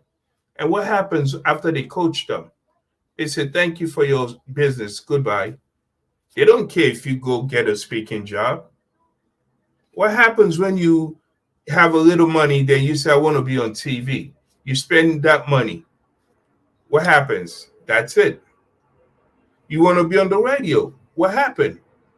What we did at Global Speakers Platform is understand what other speakers need. So we brought a team together. We reached out to other businesses and we said, let's work together and let's make an impact in this arena. So now, under one umbrella, we have the televisions, we have the radios, we have the newspapers, we have the magazines, we have the virtual stages, and we have the live stage, all under one umbrella. Now, when we were structuring Global Speakers Platform, it was not just about me. It's how can I support? How can I make a difference? And because the way we think, we say, well, you know what? We need some film production companies. So we started engaging, and now we're working with film production companies. Now, what else would we need? Because we have the newspapers, we have the magazines, we have the radios, we have the virtual stages, we have the live stages, we have the film production companies. What else would we need? We need a distribution film company. Well, we went to Netflix. Netflix turned us down. So we started partnering up with a film distribution company. Do you get what I mean? So when you think, how can I support? How can I make a difference? How can I strategize this? How can I build something that other people can make money, other people can benefit from? It will come together. And I stated in the beginning of my talk, it's not going to be an easy journey. It's not going to be an easy road. You will have, sleepless nights. But you need to believe in yourself. You need to believe in your vision. You need to understand that you will face obstacles. You will face the hard times. But you have to keep going. Because the day you stop, it's like literally you giving up on your vision, on your dream. No two people have the same dream. You cannot go to bed with your partner tonight and then you wake up and say, we had the same dream. It's impossible. If you can reach out to me and tell me that you and your partner, you and your sibling, you or a parent of yours had the same dream, I'm willing to give you anything that you desire because there's no such thing. Now, with that, that's an indication of your uniqueness. That's an indication that what has been given to you, no one else have it. No one else has that. So again, you need to understand that this is your journey. This is your journey. No one else can walk your journey but you. I did a TV show a couple of years ago, and I stood in front of the TV and I said, knock, knock. My name is Opportunity, and I'm knocking. But the thing about opportunity is that we don't knock too loud. The thing about opportunity is that you have to be vigilant. You have to be aware. You have to be alert. You have to be observant. Because when opportunity comes, you have to take advantage of that opportunity. And the only way you can take advantage of that opportunity is to understand your need. You will face so many opportunities. You will see so many opportunities coming. But you have to pick the right one for you. When I was at the parliament, this was a few months back. As we were exiting, an MP came to me and said, Mr. Camaro, can I speak with you for a minute? I said, okay. Well, how may I support you? How can I help you? He said, we would love for you to be a speaker at our next event. Now remember, I'm at a parliament. What is it that I can speak about on politics? Now, let me tell you a little about me.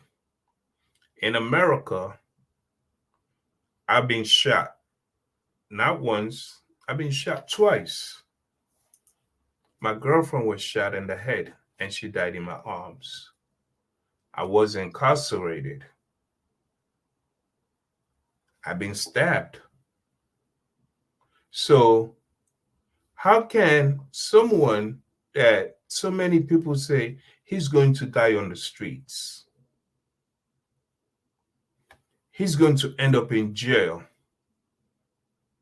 Now remember, that person they spoke ill of became an entrepreneur that many of them started working for. Work with me on my journey. All those people that was saying negative things about me started working for me. Now I transitioned from America to the UK. And now I'm at the parliament. How awesome is that? From being chased by the police, the mayor of New York, Giuliani, shut Staten Island down looking for me. Me. The federal government wanted me. How many cases did I have? And I transitioned from all that to being a speaker in a parliament in the UK, a whole different country. How's that possible? My journey as an entrepreneur in the UK came through manifestation. I know what I wanted.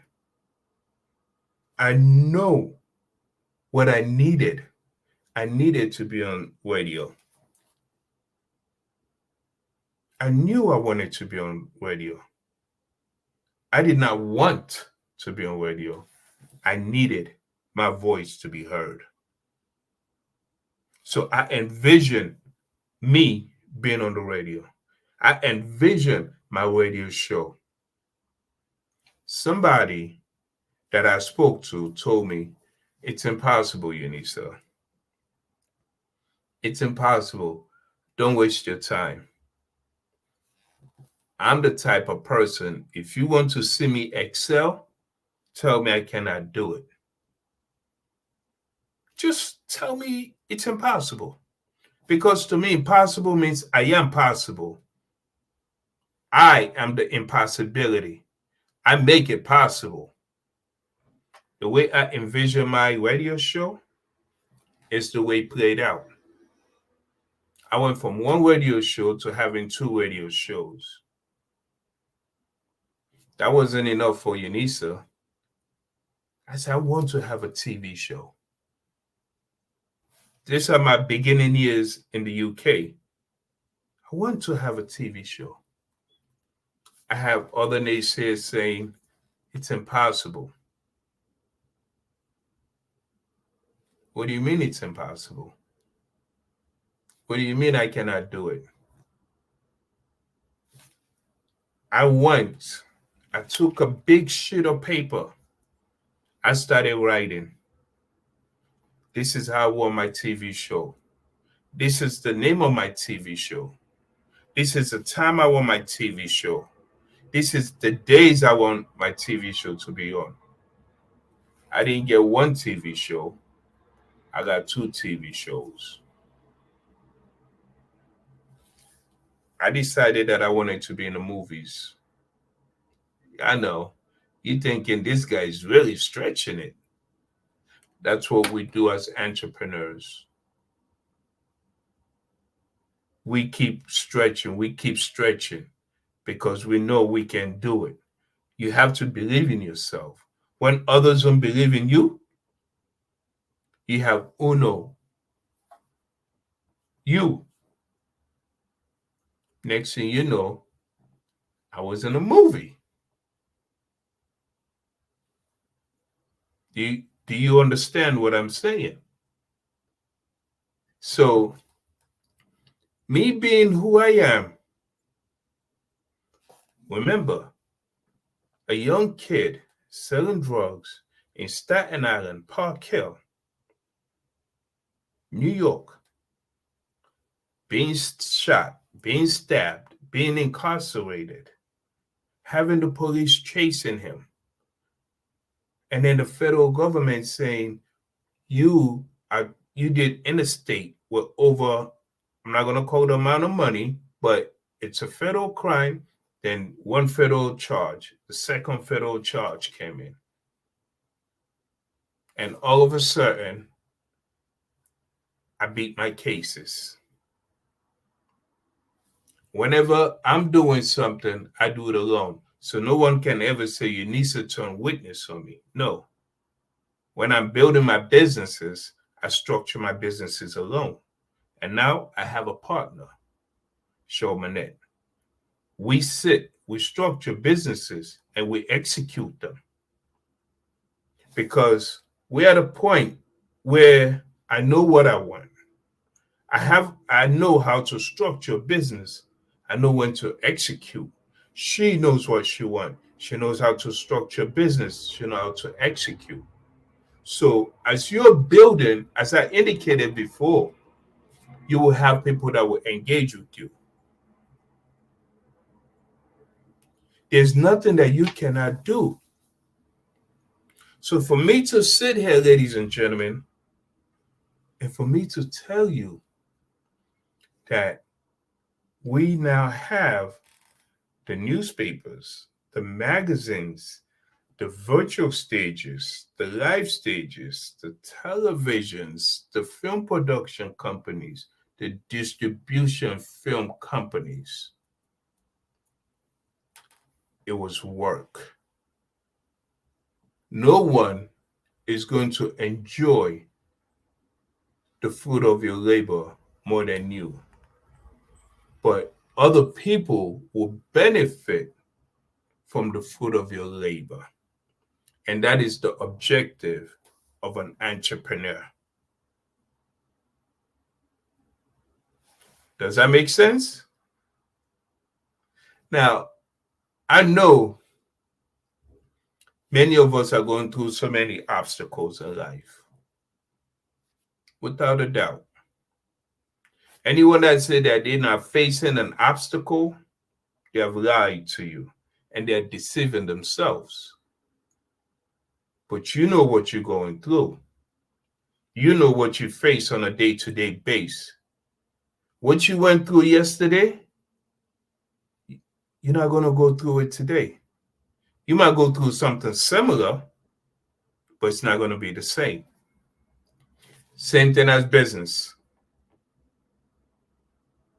Every day brings its own obstacles. You're not going to go to your office and say today's going to be a smooth day. You might go to the office and have about 110 emails and you don't even know where to start. But prioritize. Have your team. Have your team meetings. When you're starting out, have a daily team meeting with your team. Then have a weekly meeting. Then have a bi-weekly meeting. But keep it bi-weekly.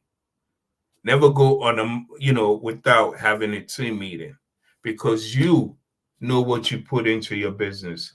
You know the labor, the hard work, the sleepless nights that you invested into your business. You need to understand what each department of your business, each puzzle that is being put into your business, how did it fit in? You need to understand the basis of that piece being there. Even though it makes sense, you yourself need to go and analyze it. When I started my business, even some people sending emails, I would tell them to CC me, copy me in the email so I can read it. I didn't need to read it. I trust my team. But again, you need to understand everything that is going in your business. Let me tell you another story. When people come to my office,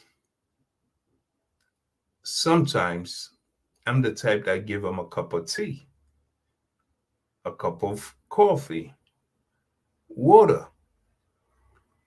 And my secretary will be sitting there and I'll say, who are you here to see? They'll say, oh, we're here to see Mr. Camara. I would say, well, let me get you a cup of tea, a cup of coffee, or whatever it is. And please follow me to the office.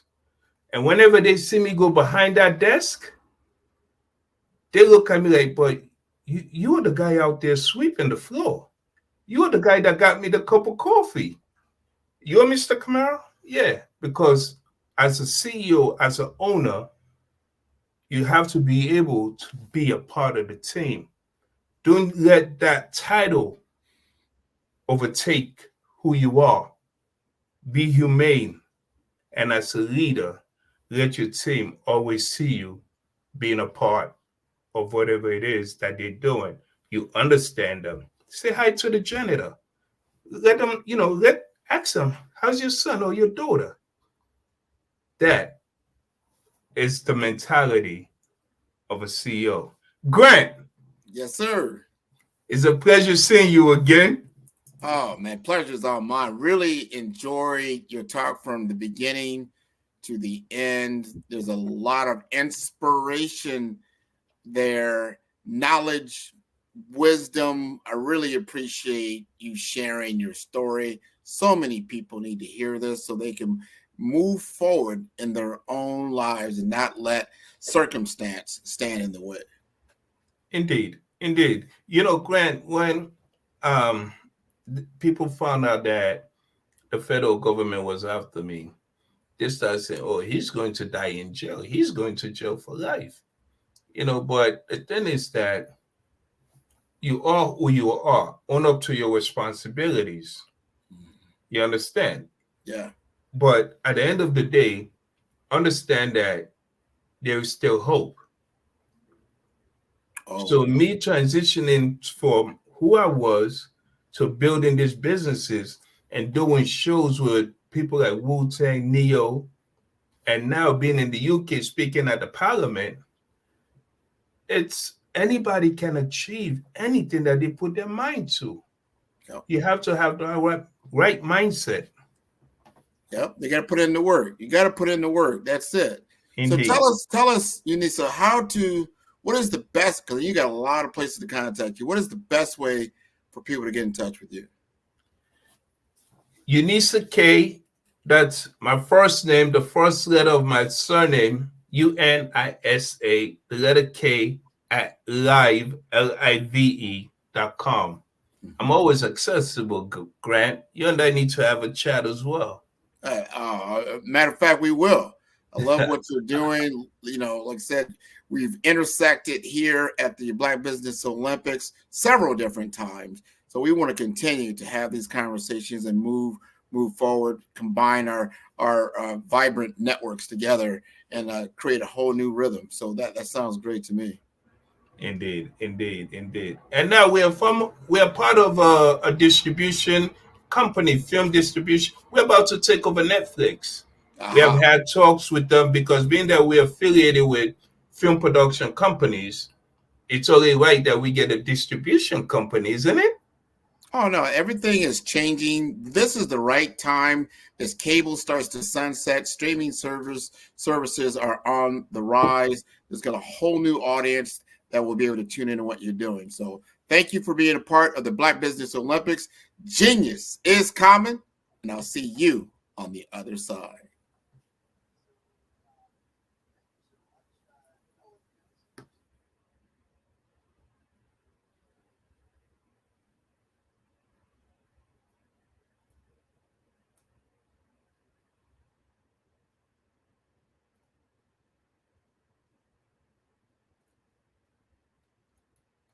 All right.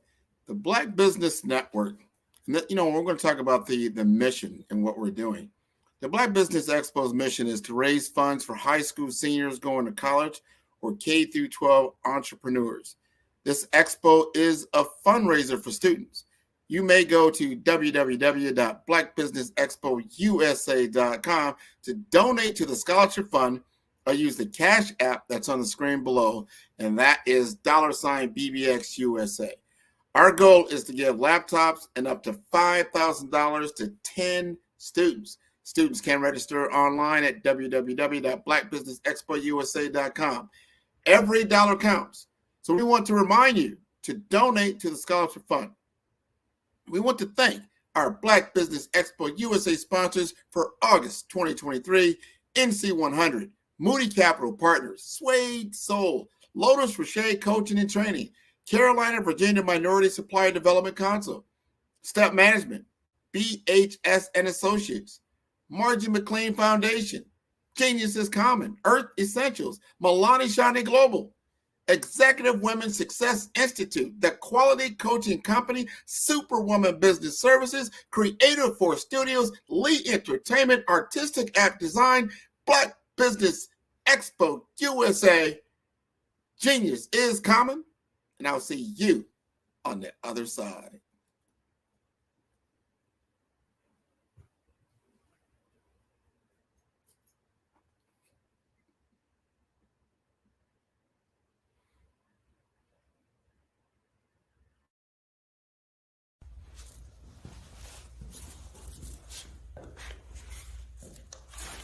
How you doing? I'm Rodney Allen Rippey. Yeah, the child actor. Well, now, leading man. Some of you might remember back in the day, the Harlem Globetrotters popcorn machine. Remember that? Well, it was a Saturday morning special that would come on, and I was there with Geese and Tex and Meadowlark Lemon. Remember the show? Well, I had a great time. And I have to say a huge, huge thank you to all my fans out there. Thank you for all the years of support. I went on from the entertainment industry. I started getting into producing and directing. And now, hey, here I am. I'm a studio executive here in Burbank, California at 2526 Studios. I have to say, it's been pretty good, but the best is yet to come. Please stay encouraged. Keep reaching for your dreams and never forget that genius is common. Remember that. Genius is common. No matter what anyone says to you, no matter how tough the road may get, keep striving. Keep reaching for your dreams. And always know that You are worth it. Everything that you put into yourself, everything good that you pour into your life, you are worth it.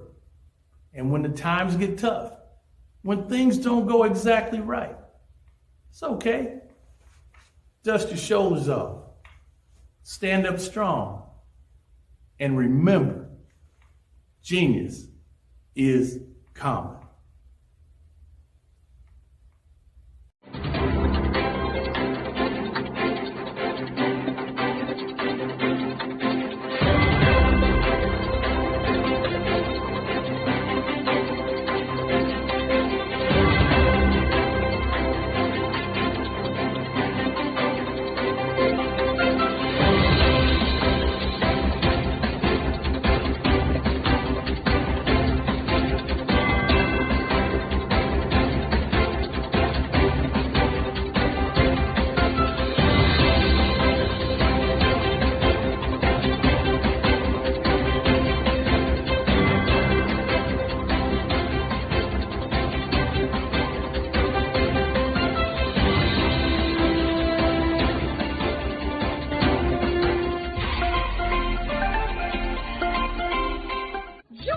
Dr. Eric Kelly III and a host of phenomenal speakers from all around the globe for this 7-day virtual event that you don't want to miss. The mission of the Black Business Expo is to raise scholarship money from kids all the way from high school, all the way from college. The Black Business Olympics is one of the largest Black business showcases in the world. It is an opportunity for businesses and companies to showcase their businesses globally. We are going to be giving away laptops up to $5,000 away to students. Again, I'm Olivia Appleberry, the founder of 2 Cents Finance and one of the speakers for the expo. I am so excited to see you there. For more info, go to www.blackbusinessexpousa.com or call 919-308-9090 and hope to see you there. I am Black Business. From the moment I wake until the time I sleep. Yes, I am Black Business. I am Black Business. Tell me, are you Black Business? I am Black Business. Do you support Black businesses? Listen, I support Black business because I am Black Business. Black Business Expo, one of the largest business showcases in the history of Black business in the world. The world! Sign up today at www.blackbusinessexpousa.com or call 919-308-9090. I am Black Business. I am Black Business.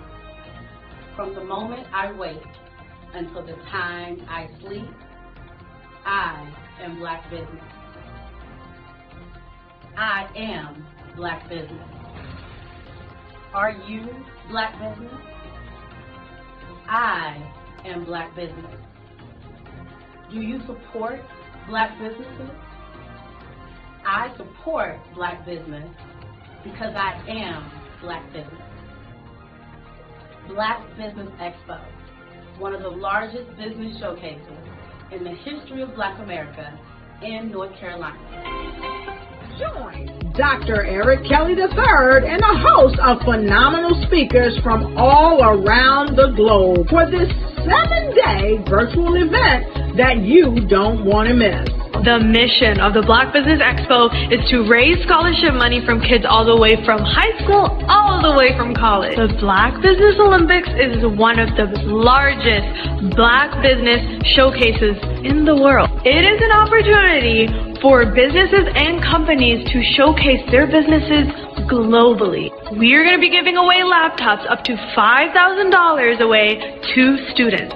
Again, I'm Olivia Appleberry, the founder of 2 Cents Finance and one of the speakers for the expo. I am so excited to see you there. For more info, go to www.blackbusinessexpousa.com USA.com or call 919-308-9090 and hope to see you there.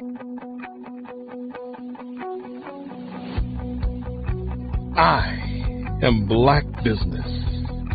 From the moment I wake until the time I sleep. Yes, I am Black Business.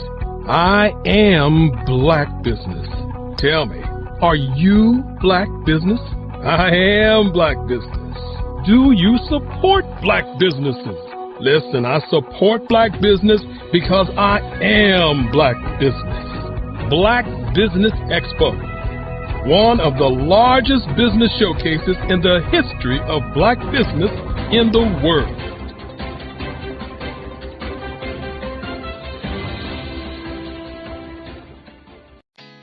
Did you know women represent just 3% of Fortune 500 CEOs and less than 15% of corporate executives at top companies worldwide?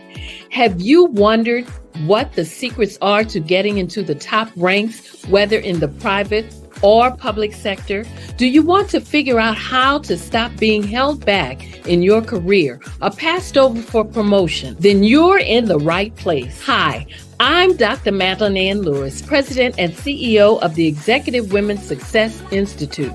I have decades of experience in the military, the federal government, and corporate America, and my mission is to help women succeed and tap into their full potential. I want to reach 1 million plus women around the world to become the leaders they are meant to be. So if you want to move into a management or executive level position, or maybe you are a female veteran transitioning out of the military into business entrepreneurship, then reach out to the Executive Women's Success Institute at 301-693-3284. Let us get you on the fast track to success.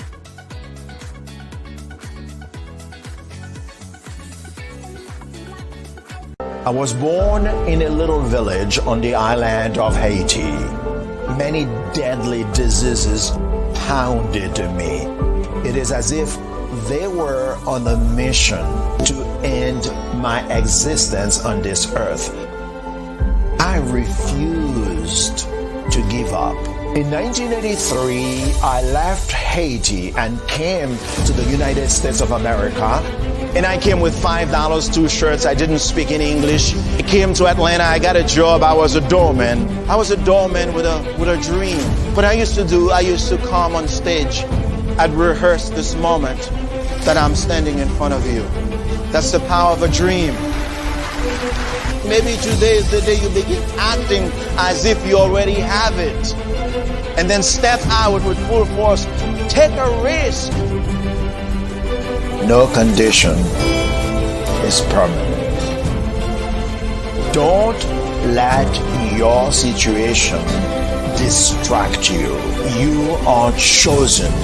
You are called. You are born for a purpose in this life. Phenomenal Tanya T. Wise, who is here from the great state of Maryland. Tanya, welcome and thank you for being with us today. Can you indulge our audience a little bit and tell them just a little bit more about who you are and what it is that you do? Well, I love being able to talk to people and have a magnetic attitude, being able to just show them. So I always like to say, level up is Coach at Tanya T. Wise here. So can you tell our audience, just give them a teaser about what your presentation will be about? So my philosophy is that we should all be living our dream life.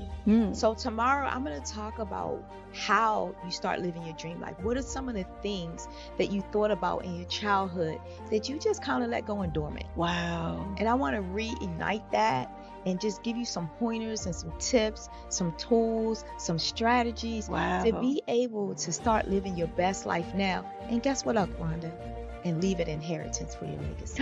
Oh my goodness. Okay, I know that's resonating with a lot of people. I've heard that you have a dynamic coaching program. Can you tell us a little bit more about that? Absolutely. So our coaching program help people that have the lack of time, that lack strategies, and lack the confidence to go after their dream life. So we help them implement tools, we help them implement strategies, as well as give them resources so that they can live their best life now and leave that inheritance. Wow. Oh, I love that. I love the leave the inheritance part. Listen, you are dropping some major nuggets, and I know a lot of what you're saying is resonating with a lot of people, but I think we're all curious. How did you even make this transition into the speaking and coaching arena? What's the story behind this? So I started out in finance, and I realized that a lot of people don't necessarily go after their dream life because of the lack of finances or the education behind finances. But it wasn't until I lost my firstborn, my only son, that life changed for me. And where I was going after it all, living the corporate life, hit my 6-figure income and living in my dream house with my dream man, driving my dream car. I nearly lost it all when I lost my son. And so I realized it only takes one financial catastrophe that can change your entire life.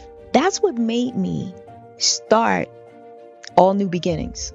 Because no matter what's going on in life, there's a new beginning.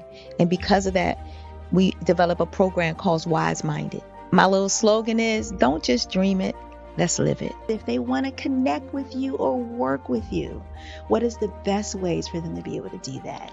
Well, for my social media guru, you can connect with me on every single social media platform as Tanya T. Wise.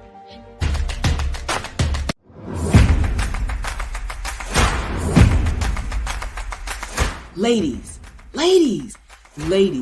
if you're a person who continually pours out, you won't want to miss this upcoming event. October 13, 14, and 15 at the Holiday Inn & Suites in Ocean City, Maryland, where we have a power-packed lineup of ladies who are going to pour into you.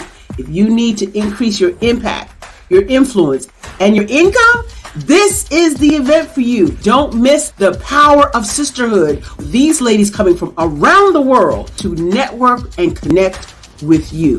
Don't miss it. How do you get the information? Glad you asked. Go to barbarahsmith.com and click the link. All the details there. Don't miss Sisters Inspire Sisters to Advance, October 13, 14, 15 at the beautiful Holiday Inn & Suites in Ocean City, Maryland. What you know and I know together can change the world. I want to see you there. I'm Ramon Gray, founder of Smart Hustle Magazine and smallbiztechnology.com.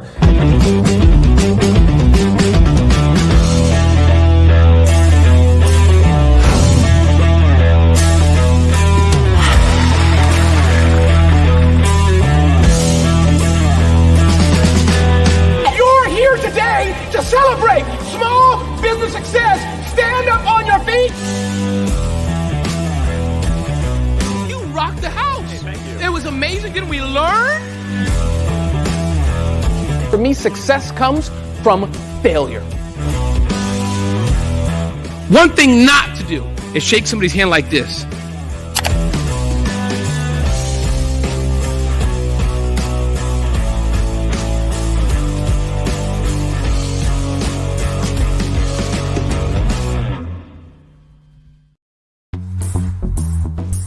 Attention all entrepreneurs and companies. Are you looking for reliable and efficient virtual assistants and back office support to help you manage your business tasks? Look no further than Superwoman Business Services. Our team of virtual assistants provides a full range of administrative support services, including operations management, social media marketing, and much more. We also offer website design services to help you create a professional online presence that reflects your unique brand. In addition to administrative support and website design, we offer business development and structuring services to help you grow your business and achieve your goals. We'll work closely with you to identify areas of improvement and develop a customized plan to help you reach your full potential.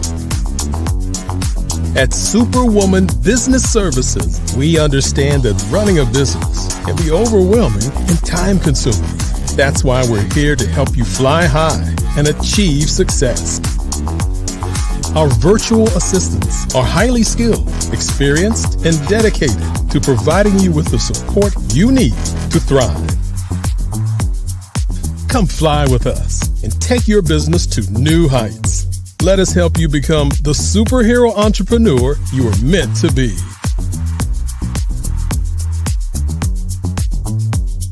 Contact Superwoman Business Services today to learn more about our back office support services. Come fly with us and take your business to new heights. I am Black Business. From the moment I wake until the time I sleep, I am Black Business. I am Black Business. Are you Black Business? I am Black Business. Do you support Black businesses? I support Black business because I am Black Business. Black Business Expo, one of the largest business showcases in the history of Black business in the world. Sign up today at www.blackbusinessexpousa.com or call 919-308-9090. I am Black Business. Hello, hello, hello, everyone. Good evening. Business owners, entrepreneurs, thought leaders, and corporations. Welcome to the Black Business Network. My name is Grant McGaw. I am the CEO of 5-Star BDM, and I am your business moderator for this evening on the Black Business Network. The Black Business Network is a 24-hour business network showcasing Black businesses, business owners, entrepreneurs, and thought leaders worldwide. We have speakers from North Carolina, London, Singapore, Africa, Japan, and cities all over the United States. The Black Business Network is a global community sharing its business knowledge to empower, inspire, and educate businesses about business. Today, let me introduce a voice many have unknowingly heard, Mark Neely.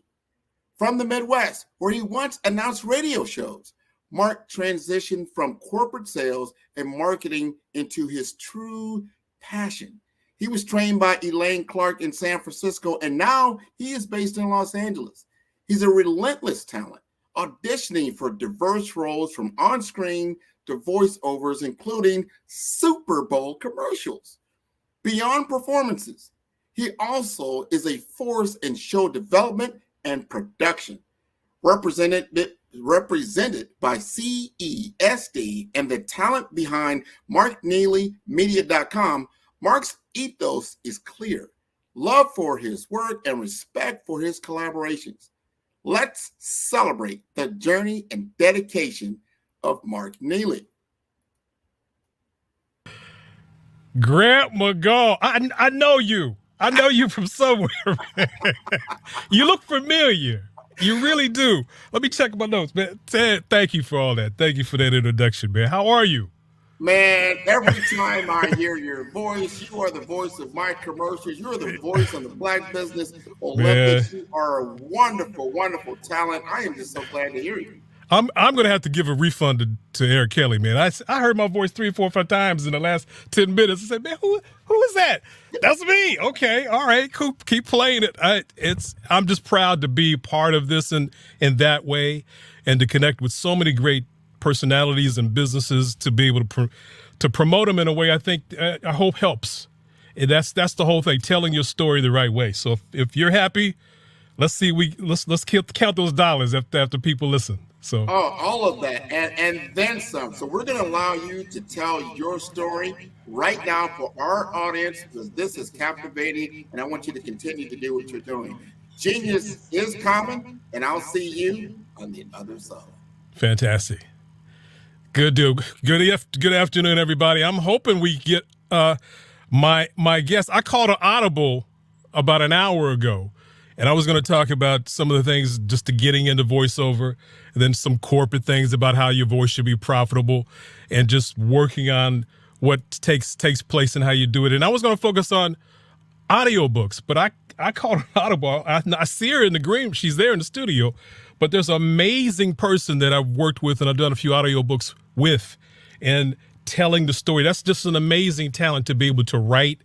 And then if she allows other people like myself to tell the story so that you can buy it and listen to it, that's who I want to be able to speak with. And we can talk about the art of business too. I mean, to be able to do what we do is not just a brick and mortar work. So many of the people that are here that you listen to, and there's so many. I'm listening. A few minutes ago, I saw Rodney Allen Rippey. What? I'm calling him Monday. I'm going to get hold of it. But that's amazing to see so many great people. You can just sit here and just be amazed, your mouth open. Wow, listen to her, listen to him. And they all have a great presence when they do what they do. And that's what I've been up to for the last 17 years. And as Grant was saying, I started in the corporate world. Well, started with Dow Chemical after college and thought I was there, and then you can find out that that's the kind of place that can let you go in 10, 15 minutes if they don't want. But traveling around the world, I just didn't want to do that anymore. And I was in Montreal. It was like a movie, actually. And I was had my briefcase. This is the briefcase days. Yeah, and I was walking across the street, and I sat my briefcase down as people walked by me and said, listen, I'm done. I didn't have the enthusiasm for it anymore.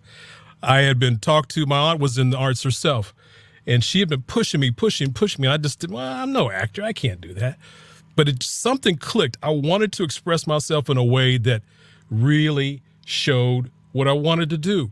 And I had, from growing up, I'd been the DJ. I'd been playing around. And I have a pencil. Yeah, come on. I did all that stuff. And I just, somehow that would not go away. And I'm happy it didn't. But I still thought, okay, I was one of the first people to graduate from my family in college. And I thought that was the proper way to go. This is the 70s and 80s. You just, okay, we're lucky to do this. A corporation will hire us. Let's go do that. And it just clicked to me that, no, there's something more. There's something more. And took a class in San Francisco, like Grant said, a lady named Elaine Clark in San Francisco, $25 class. Went in, and I got on the mic and read the script, and, hi, everybody, come buy this. And it just, okay, just that inch step, it just made a little bit of a tension, but something clicked. And this is it. This is what I want to do. And 16 years later, here I am in my own home. This is my studio. I work here at home, and all the things I do from here go around the world. And a lot of it is based on positive messages I have in front of me. My latest goal right now is you see this auditorium. My next goal is to be the Oscar announcer. Coming up, the 24th Academy Awards, that type of work. Live stage announcing is my most favorite thing that I do. So that's what I wanted to do. What I want to do from now on. But we have right in front of me now my Audible that I call, and she's here. And I want to, as Grant was here, I usually just get on the phone and act like, call up Grant, get a hold of Miss Morris, do this. And I was going to do that with Wahida.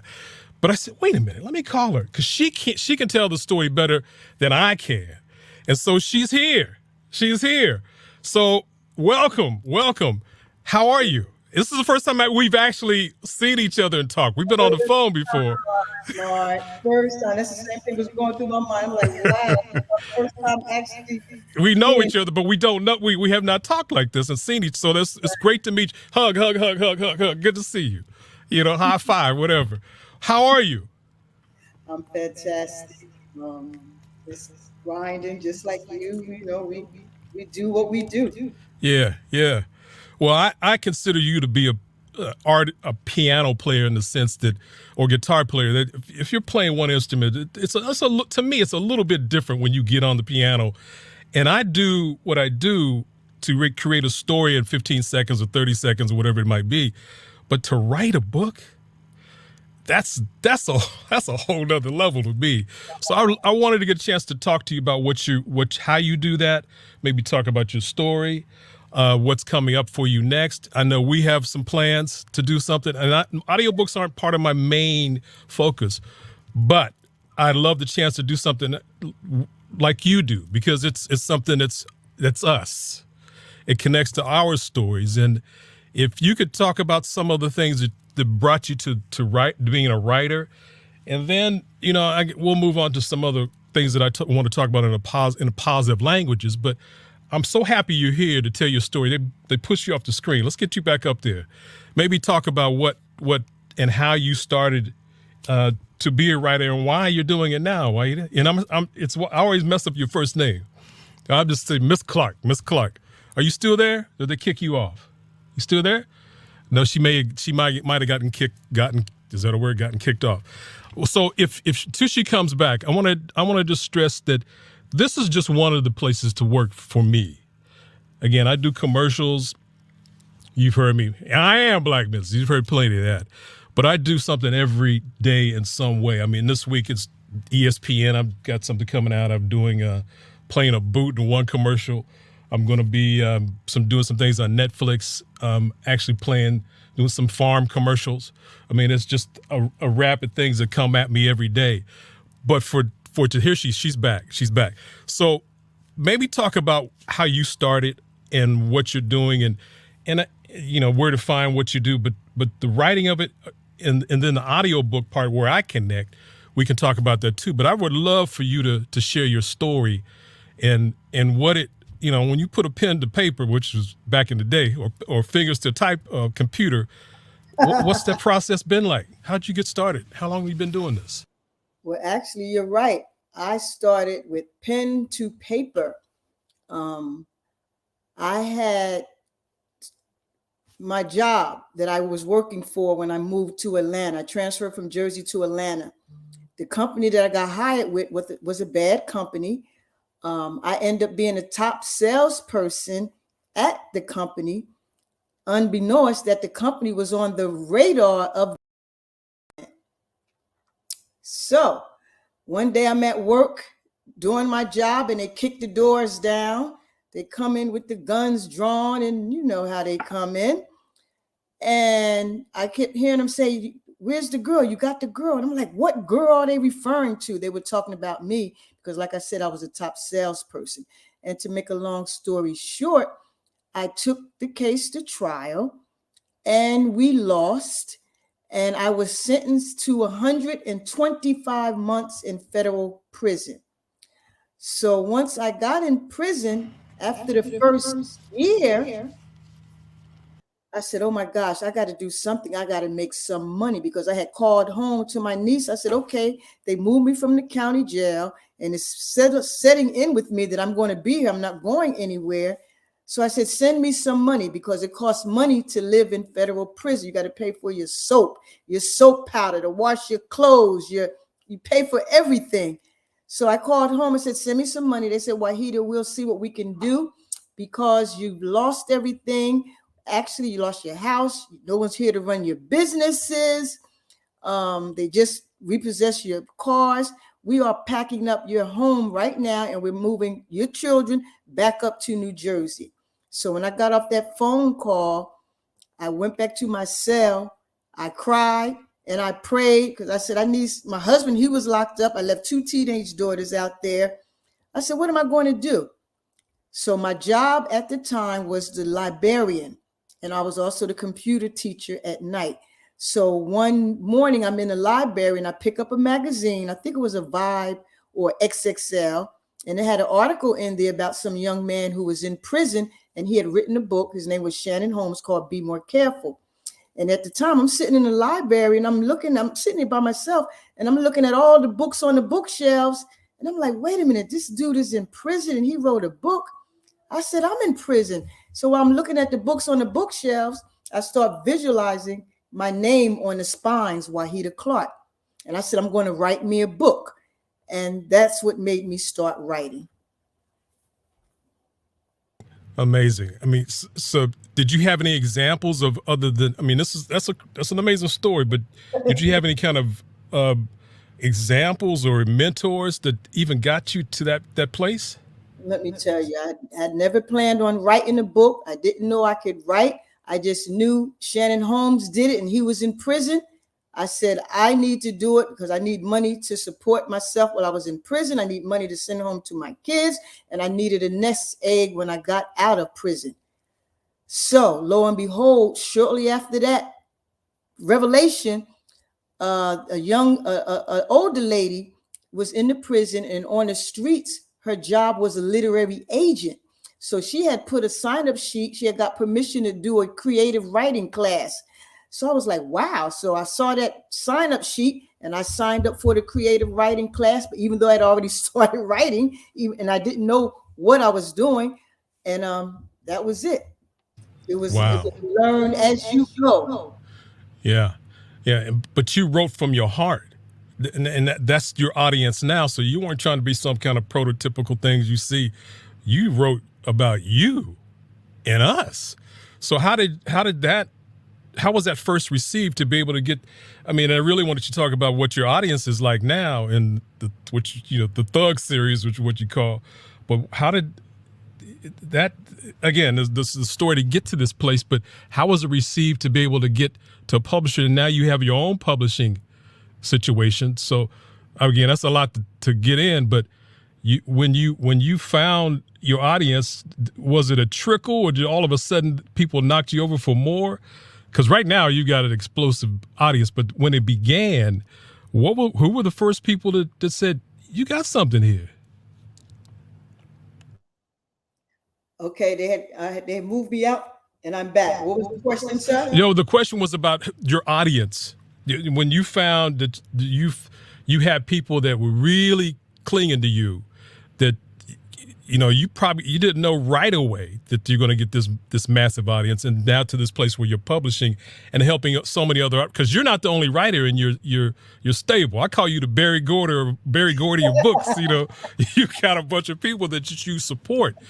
So how was it a trickle, or did people just bowl you over for more right away to get to where you are? Well, once I started writing, while I was in prison, I landed 2 publishing deals and a literary agent. And once my first book came out, after my first book came out, the prison, they put me in a hole because they wanted to investigate. They said, how did you write a book and get published while you're in our custody? So I reminded them that they did a creative writing class. I took the class. I did what the class say do. I graduated from the class. You guys gave me a certificate. Voila, I'm published. So they put me in a hole because they wanted to investigate why I was able to do it in their custody. So, but while I was, the hole for me at the time was the county jail. And in the county jail, there was no restrictions on who you could write.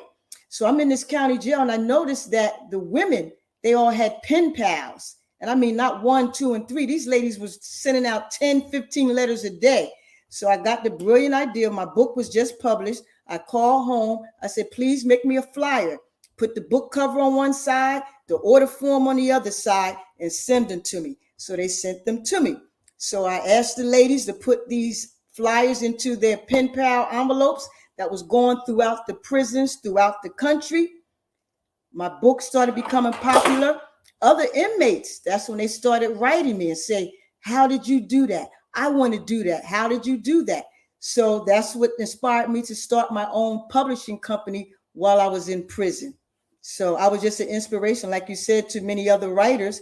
And they said, that girl did it. I can do it too. And that's a beautiful story. I mean, to see, and that's what happened for me in the voice thing. Not only just James Earl Jones, you know that voice from the Darth Vader, but just other DJs and other people that you see. You need an example out there to think, oh yeah, I can do that too. Right. Especially for us, the thing that came out with Little Mermaid. I saw something on YouTube with a little black girl. She's black. Look at her. It's something that happens when you see the not typical happen. Oh yes, I can do that. So you're an inspiration to so many people. I mean, how many people do you have in your publishing group? Well, I published over 150 titles. I think I had to sign about 50 or 60 authors. Wow. and they just, I mean, now you're like the publishing companies you were trying to get in. I mean, what kind of qualification? Because there might be writers out here listening to us. I mean, I want us to really, we're talking about how to form a business from art, and I was actually just watching Wayne Shorter's documentary that came on Prime this weekend. He had a quote in there where he was listening, he's watching a movie, and there was a quote that says, "I must." For what I was telling before you came on, I was doing the corporate sales, I was working at airlines, and I knew I can't do it anymore. I didn't know how to do voice work, but I just knew I had to. I want to do it, and it's the same story for you. So we're making businesses for something we just have to do. It's not, I think some of the other businesses have that same feeling, but for arts, I think it's another place, and you have to be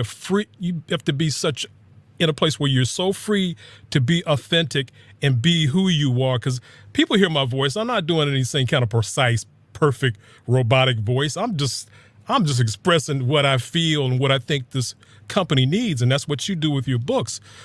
So do people send? I'm sort of harping on what when you sign somebody, but I'm just looking at, we've done a couple of books together, and before you came on, we're going to come on, and I again called the Audible. I was thinking of some of the powerful people who have done voice.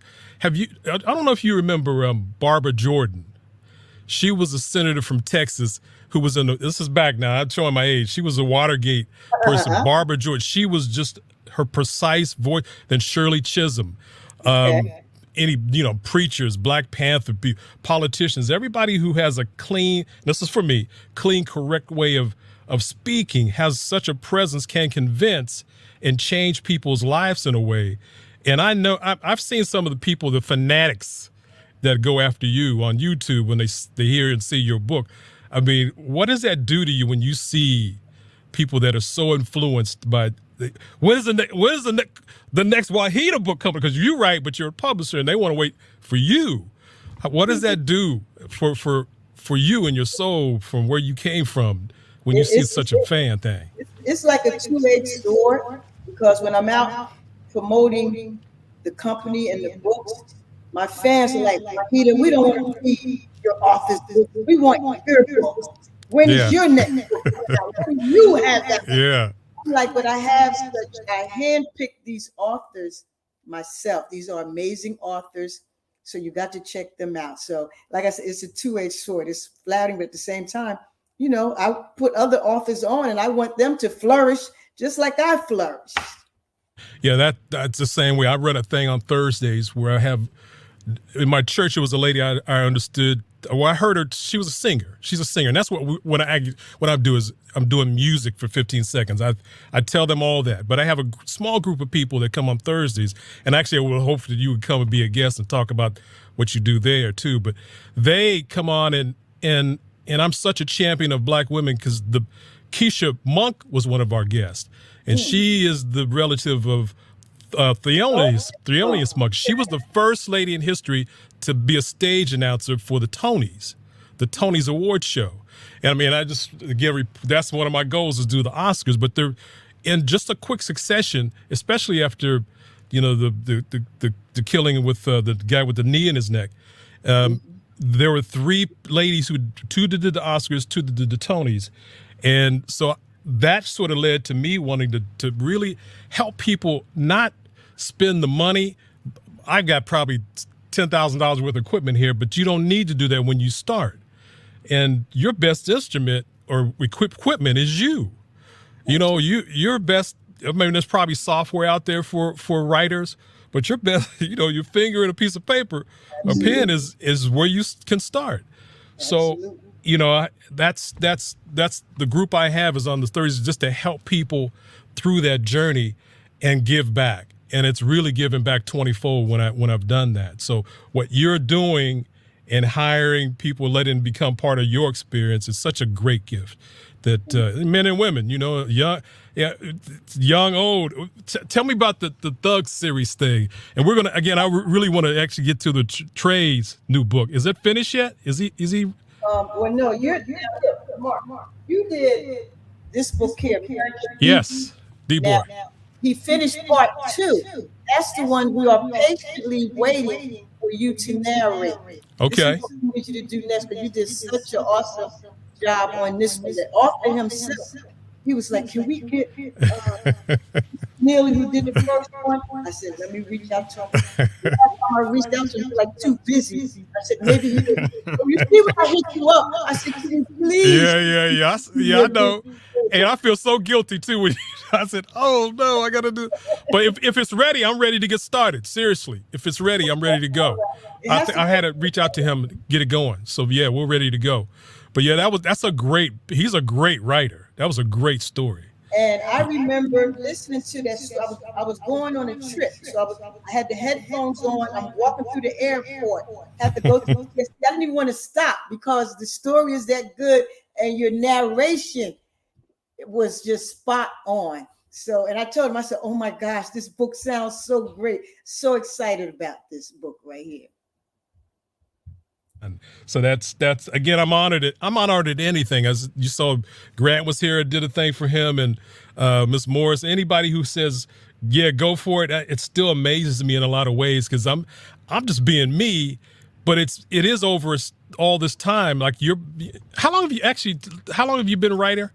What's the 2002? See, 20 years. I'm 16, 17, and it can take. We're doing things before, but I know I'm even better than yes. And I remember I've heard a little bit of D-Boy, but I know I can do it better. So I'm here, I could have done that word better. Every word is precious to me. I know every word you write every paragraph is precious. You want to do it the best way you can. And I think that's the secret on the art side. Dr. Kelly, he's an art, he paints. And I know he puts so much effort into every paint stroke. And to me, that's how your business goes. I mean, I'm also a collection agent now. I got money sitting out there I got to go get, but I wouldn't have it if I didn't do a good job on doing their work. So that's pretty much it. I think we're going to have a little bit more time, but what's some of the things that you do to keep you going? Is there, I know for writers, there's writer's block and things that shut you down. And how do you get up out of that in a way that keeps you moving?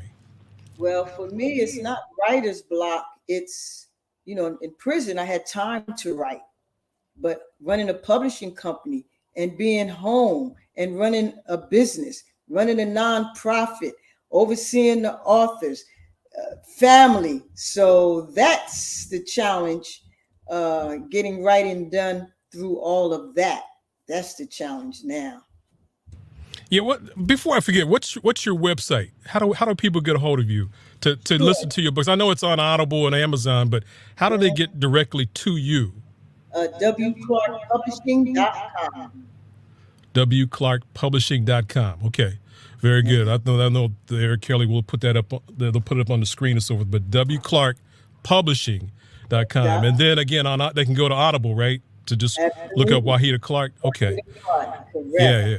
Good deal. Yes, so all the books that I've done. Again, I know guys have done, and ladies have hundreds of books, and that's just not part of my lane. But I love the chance to do a great book like yours. So the other part I wanted to really get to before we end is I grew up in a place where my grandmother, if I said, know what I was going, I got marks still on my head from doing slang in front of her, and I know so much of what you do is authentic, but I still think for corporate, which is, Business Expo, it's profit. There's profit in being a confident communicator, not just telling a great story, but telling it in a way where you're not just saying, what I'm saying, and you can hear somebody do that 15 times in one sentence. And that just, as an older dude, it grates me a little bit, but I know we can do better, especially when the world is buying our product. So that's something I wanted to really make sure we got in. And there's a cancer right now. Everybody says right after everything. Did it right? And then right? And it's, my grandma would tear y'all up. So it's part of our responsibility, I think, as entrepreneurs, kind of when you hear that from young kids or whoever's doing, kind of some ways, you need to tone that down a little bit. You slow down, and you don't have to say it right after everything you say, because sometimes it ain't right. But that's just my own lane in court. I wanted to make sure it's done because in my world, I have to make sure each word is clean and correct and done well so the product shines. But that you know what I'm saying, stuff can't be part of who I am. So that's another thing. But the strength because you're right. Yeah, There's a time and place for everything. There you go. And listen, on the Saturday now, in the game, I can talk crazy. You know, go, run. But for you, authenticity and how people go and speak is so pure and necessary. That you have to be able to. I said, you have to be able to do it in a way where it's done in the story flows. I remember what we talked maybe a couple years ago. I work with a lot of producers here in LA and producers for movies and the rest. Where are you on that? I know because some of these, the thing I wrote. Let's see, I did audiobook for what's the one I did that had such the two people with the car blew up and so forth. That's a movie, Wahida. I know, and the fans are dying like Wahida went. But this space is just so. I'm about ownership. Tyler Perry. He said you got to own your stuff, and when you in the movie industry, if you don't have the budget to do your own stuff, then you have to. The studios or the investor, they get the lion's share. So that's been my only hang up. I want to be in control. I worked so hard to build this. I want to have the most control. So. Of course, we have several projects that would be amazing on the screen, but it's just getting the right timing and the budget to get it out. Have you talked to Tyler Perry before? Have you presented any projects to him, or are you at that place? I have. And when I lived in East Orange, in my office, his project manager, one of his project managers who I was incarcerated with, she had called me one day and said, Tyler said, send me some books. Send me some books. I sent him a whole set. Nothing, anything back. Yeah. And recently, she called me with him on the line, but I wasn't available. And I said, Leticia, you're kidding me. She said, I had him on the line. But so he did send me the message, said that he has stuff slated out for like the next 3-4 years. But my time will come. It just has to be the right time for me.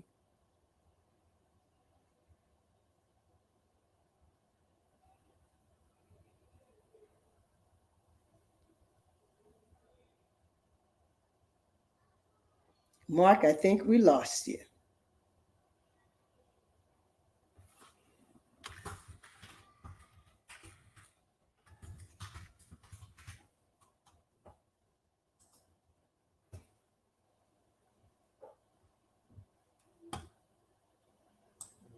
Or with the mute and so forth. Ownership is so key. And I've done some things, people hear I get something every day almost on the Huggies commercial that I did for the Super Bowl. Where are you? And we had a whole thing with that, with Kimberly Clark and the money, and it just, so they got another person. But I stuck to my guns, and, that's going back and forth. But I knew I couldn't go into it where they weren't going to pay me like I know I deserved. Like Fat Joe says, yesterday's price, not today's price, Right, so I stuck to it, but and people know me from that in a ways, but it's just what happens in business. And so, yeah, you've got some stories that movies would just shine, and I'm waiting for it. So Tyler's not the only one. He's one of many. He's one of many. And you can actually start your own, you can have your own production company. That's what we're working on. That is what we're working on. Good deal. I'm trying to think what else we can get to far as your book, but I'm just happy that you could tell the story instead of me trying to, give a little summary of you. To have you right here is an honor, and maybe we can do some more things in the future. But we're going to get on that book that Trey has ready. If it's where is it, by the way? Is it ready to go? Do I need to go on Audible to do that? No, I had to send it to the editor. I was just taking my time because we had so many other projects. Okay. And now that I know you're ready, I'm ready. I'm going to send it to the editor to get it knocked out. So I'm ready. He requested you specifically. And I was like, oh, yeah, let me hit you on Twitter. We'll make it happen. We'll make it happen. And who else makes it happen is Mr. McGaw. He makes it happen. Yeah, I love this guy. This is my man right here. Hey, the love is mutual for both of you and what you've been able to accomplish in your careers. I love the resilience, the story, like never quit. We just keep moving forward. This is fantastic. So I just have a couple of questions because I'm curious, right? I'm a curious guy. Wahida, I mean, do you ghostwrite yourself for any other writers? Yes, I ghostwrite for others. And I'm a book writing coach because like I assign celebrities because of my brand. So I attract celebrities. So like I just signed Drummer Boy, big producer. One of his beats just went diamond with Waka Flocka. Big 50, she has a movie on BET. She's also American Trap Queen with Judge Mathis. I have the soccer mom, Madam. She had a big case in New York. And just I have influencers and celebrities. So now I use the book. I tell everybody you can use a book to brand what you do to add an additional revenue stream to what you're already doing. And I get it. We like that. That's become our business model. Because I love that. I love that. And if you had to say like, this is my lane as far as your genre, the type of books that you write, how would you explain that to someone? I am known as the official queen of street literature. And any of the audience ever read Donald Goins, The Iceberg Slim? That's the type of books that I write. We call it street literature. It's hood, it's street, it's the slang, it's the cussing, it's the jail, it's the murder, it's the sex. It's what I write. I love that. So you can say I'm already like into the book. Like, all right, that's interesting. Let's hook him up. Let's hook him up. He's gonna love it. Let's hook him. Glad to give him a couple of reads, but I just have to warn you. Just be prepared. Well, I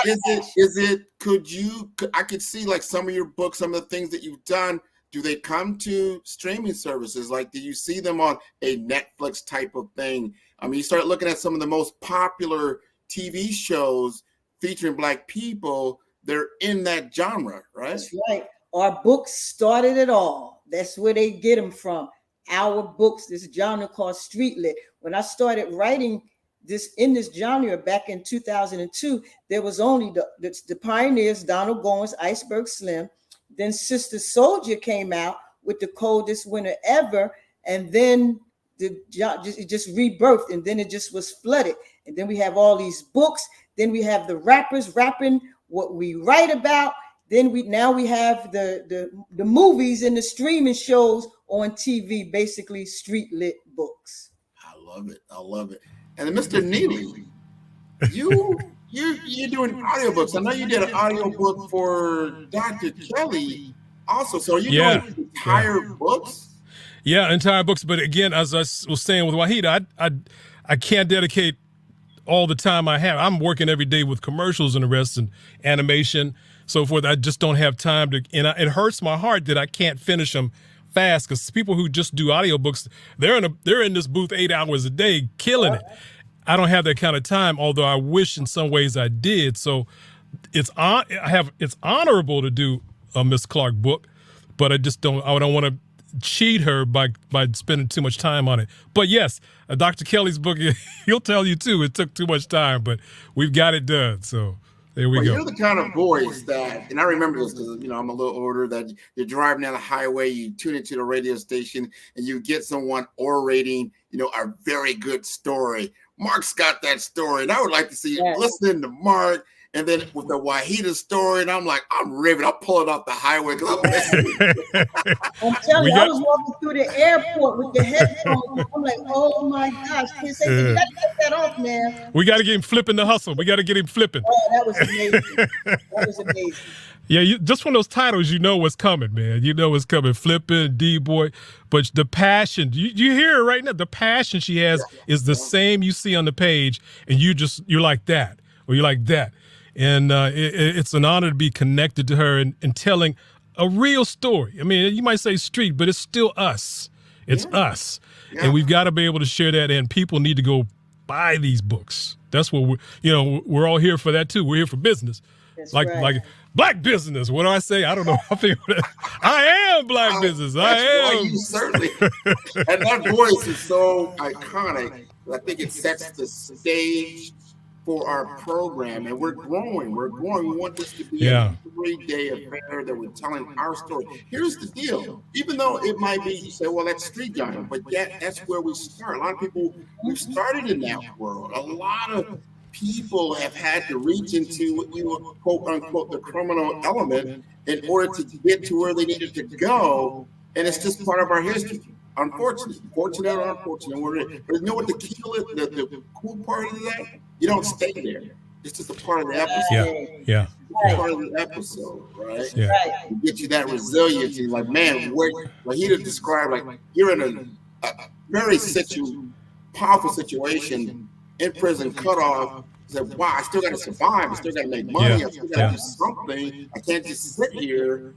And you found a way to do that. And look at you now. Look at her now. Thank you. Well, I want to thank both of you for being on the Black Business Olympics. And you know what we say at this time?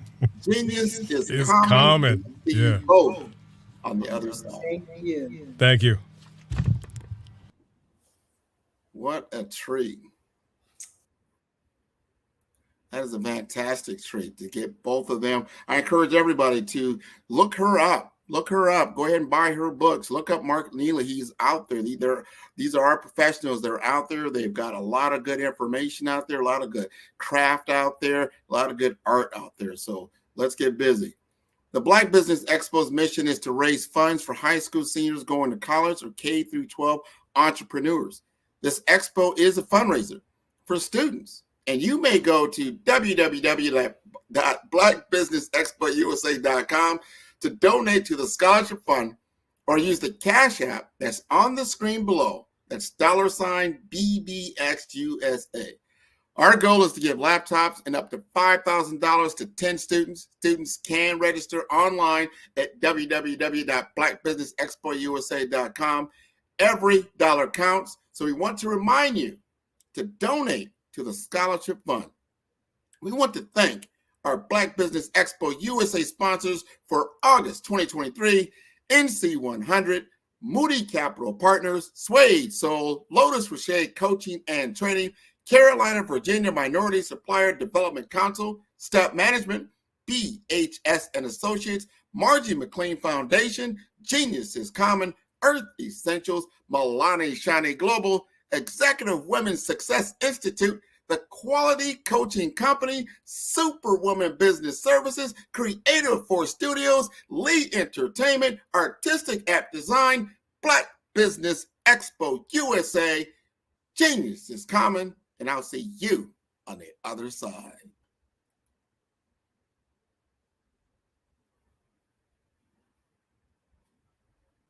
Hey guys, my name is Caden. I'm the CEO of Caden Teaches, and my genius is teaching kids about financial literacy. Throughout my financial products, such as my financial flashcards, my activity book, and my newest project, my financial bus, which I bought. And on the bus, it has a mock bank where kids will learn how to deposit and withdraw money, a mock grocery store where kids will be able to learn how to have a family budget, and a mock stock exchange where kids will even be able to learn how to invest in stocks. Now, I decided to start teaching kids about financial literacy because I find that most kids graduate high school without even knowing the basics about financial literacy. And I feel if I were to teach kids about financial literacy, that I would be able to help kids tap into their genius. And I actually learned about financial literacy to my dad because I would go to business meetings with him and I would always see that they were talking about financial literacy. And at that point, I didn't understand what financial literacy was. So I took it upon myself to learn about financial literacy and teach it to kids in a way that they could understand. But I want you guys to help me help kids tap into their genius by going to my website, cadenteaches.com, and you can sew into me in my financial bust by going to my GoFundMe link. And remember, if Caden can, you can too, because genius is common.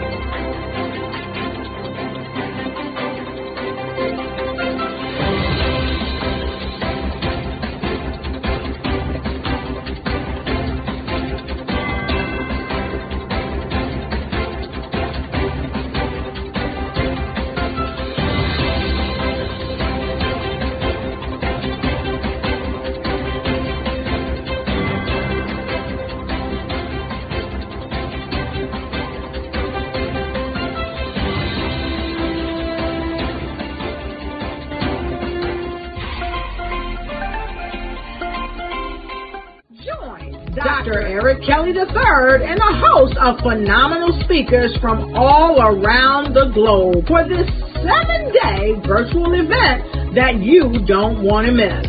The mission of the Black Business Expo is to raise scholarship money from kids all the way from high school, all the way from college. The Black Business Olympics is one of the largest Black business showcases in the world. It is an opportunity for businesses and companies to showcase their businesses globally. We are going to be giving away laptops up to $5,000 away to students. Again, I'm Olivia Appleberry, the founder of 2 Cents Finance and one of the speakers for the expo. I am so excited to see you there. For more info, go to www.blackbusinessexpousa.com or call 919-308-9090 and hope to see you there. I am Black Business. From the moment I wake until the time I sleep. Yes, I am Black Business.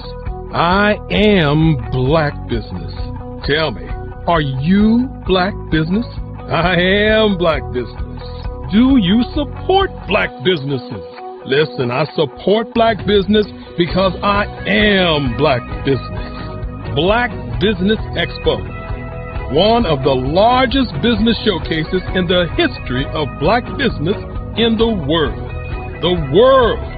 Sign up today at www.blackbusinessexpousa.com or call 919-308-9090. I am Black Business. I am Black Business. From the moment I wake until the time I sleep, I am Black Business. I am Black Business. Are you Black Business? I am Black Business. Do you support Black businesses? I support Black business because I am Black Business. Black Business Expo, one of the largest business showcases in the history of Black America in North Carolina. Join Dr. Eric Kelly III and a host of phenomenal speakers from all around the globe for this 7-day virtual event that you don't want to miss. The mission of the Black Business Expo is to raise scholarship money from kids all the way from high school, all the way from college. The Black Business Olympics is one of the largest Black business showcases in the world. It is an opportunity for businesses and companies to showcase their businesses globally. We are going to be giving away laptops up to $5,000 away to students. Again, I'm Olivia Appleberry, the founder of 2 Cents Finance and one of the speakers for the expo. I am so excited to see you there. For more info, go to www.blackbusinessexpousa.com or call 919-308-9090 and hope to see you there. I am Black Business. From the moment I wake until the time I sleep. Yes, I am Black Business. I am Black Business. Tell me, are you Black Business? I am Black Business. Do you support Black businesses? Listen, I support Black business because I am Black Business. Black Business Expo, one of the largest business showcases in the history of Black business in the world.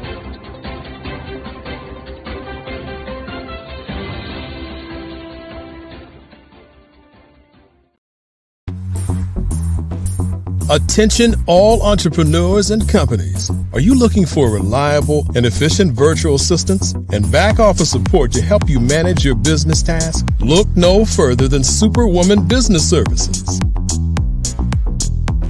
Our team of virtual assistants provides a full range of administrative support services, including operations management, social media marketing, and much more. We also offer website design services to help you create a professional online presence that reflects your unique brand. In addition to administrative support and website design, we offer business development and structuring services to help you grow your business and achieve your goals.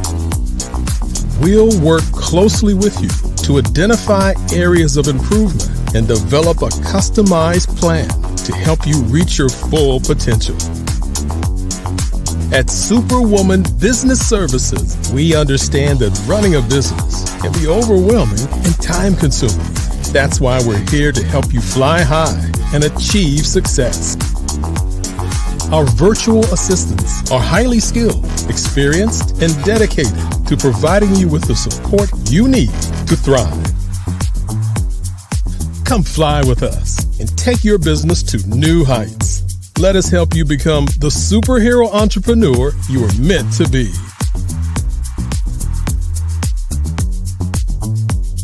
Contact Superwoman Business Services today to learn more about our back office support services. Come fly with us and take your business to new heights.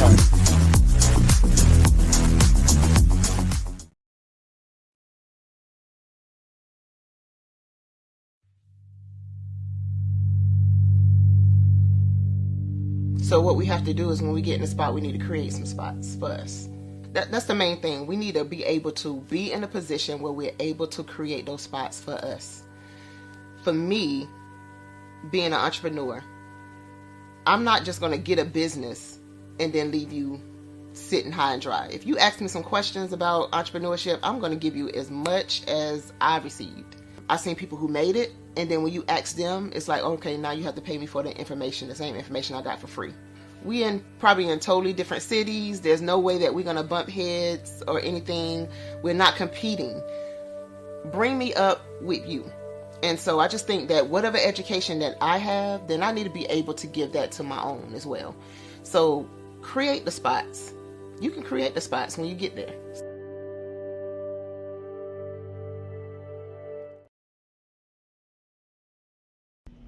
Why do I do what I do? You know, my life coach asked me that a few years ago. And she said, Tony, what's your why? And I told her, and she said, girl, you've already accomplished that. Perhaps you need a new why. Hi, Tony Harris, Amy Hoydu with Say It Said Marketing, one of your students. And just wanted to say thank you, Tony Harris, for spending so much time with me and giving me that boost in my business that I so drastically needed.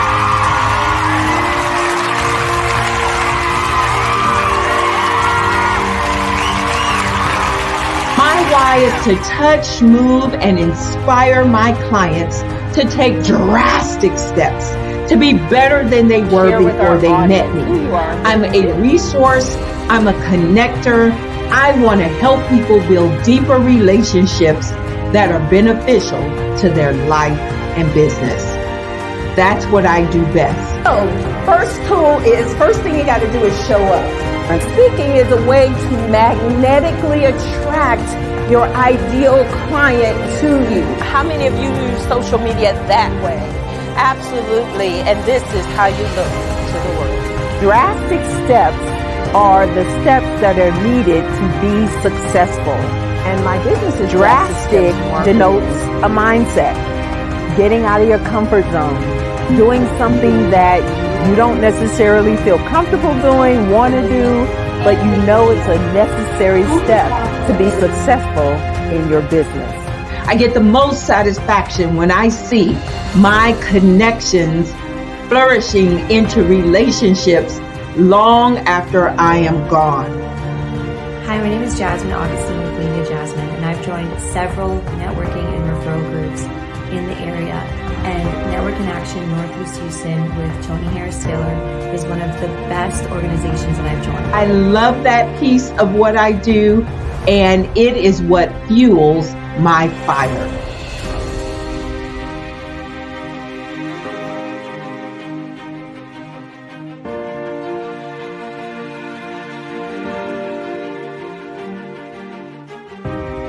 My name is Tony Harris Taylor, saying take a drastic step today for a fantastic tomorrow.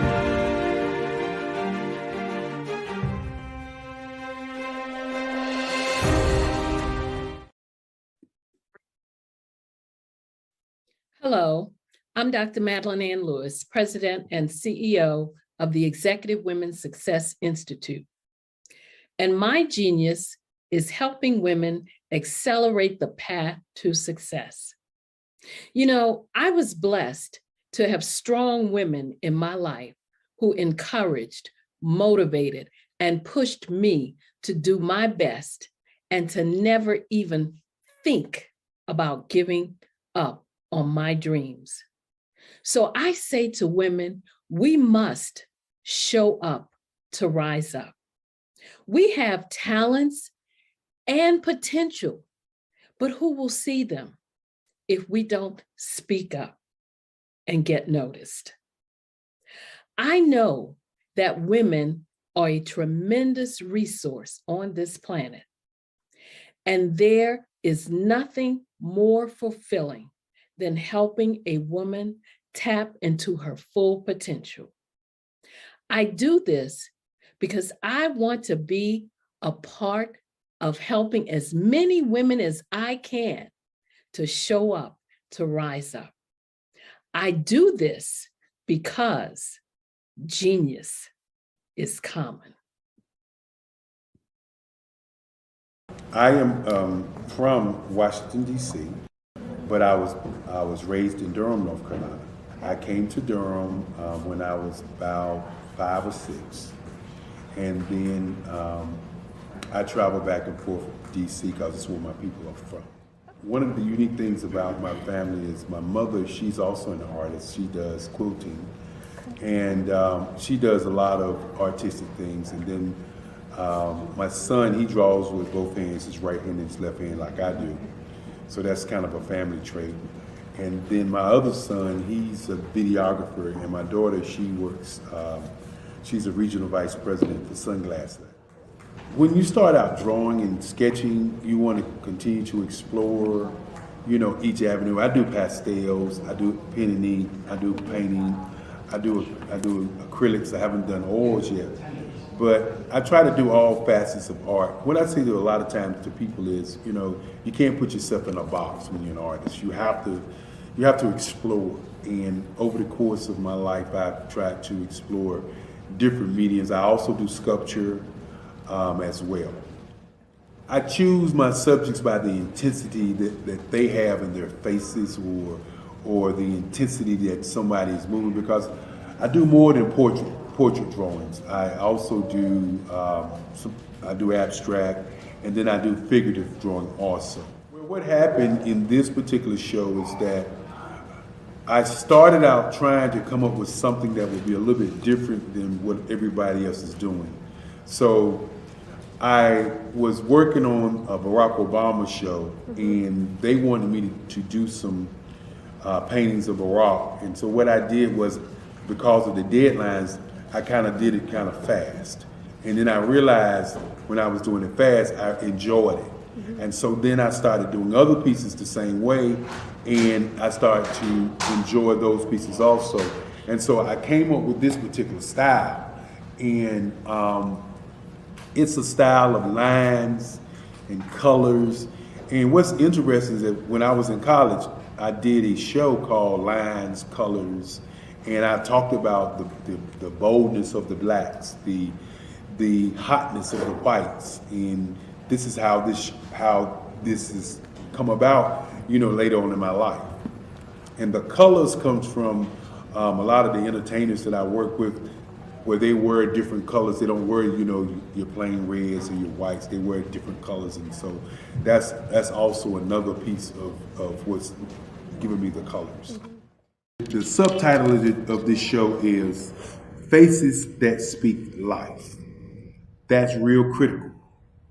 Faces that speak life. Each one of these pieces is a life source and a life energy that's being put on display for people that are looking at it. I always say in terms of my art, it's not important that I draw them. It's important what you get out of what I draw. I don't try to just draw it because you like it. People wanted me to do prints. I didn't do prints. People asked me to do different people, but the people that I choose are people that make a difference in the lives of people in the world. So the human landscape idea was, again, as I say, the lines represent your emotions, it represents your ideas, and it represents your journey as a human being. And that's why you get the different pieces and the different looks. And as you notice, I try not to do one look that looks alike another look. And that's what's the most important part of this show. Art to me is a creative expression of something from nothing. It explodes onto the canvas, or it explodes on in my work. One of the things that I try to do more than anything is I try to just give the lines and the movements and emotions and expressions into what I do. Art really means to me a chance to express how I feel deep down inside. Most of my art begins as a thought that I might have, whether it's sports, whether it's history, whether it's a woman or a man. It pretty much starts as an idea of thought before I get into the actual image of what I'm going to draw. I do a lot of historical pieces. I was a history minor in college, and I love to do history pieces. And a lot of times I'm thinking about history, and then I try to make that history impact you as you look at it. That's one of the reasons I do pictures so large. People ask me, why do I do pictures so big? And I tell them, I want the piece to impact them as they're looking at it, to kind of dominate their space. And most of my pieces I try to do off page. I don't try to do anything that's going to be in those four corners or in a square. And I want your imagination to be a part of the piece that you're looking at.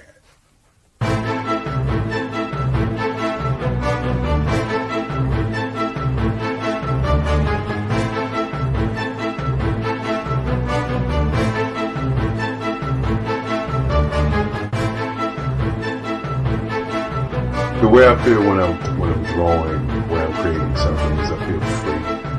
I feel like there's an anticipation of something that's going to come. I try not to draw first. I try to draw second. And what I mean by that is I try to allow myself to kind of get into the piece and just relax. Sometimes I miss time. I'll draw 2-3 hours, sometimes 4 hours. And while I'm drawing, it's just a free. I just feel free. I mean, I feel like Time stands still.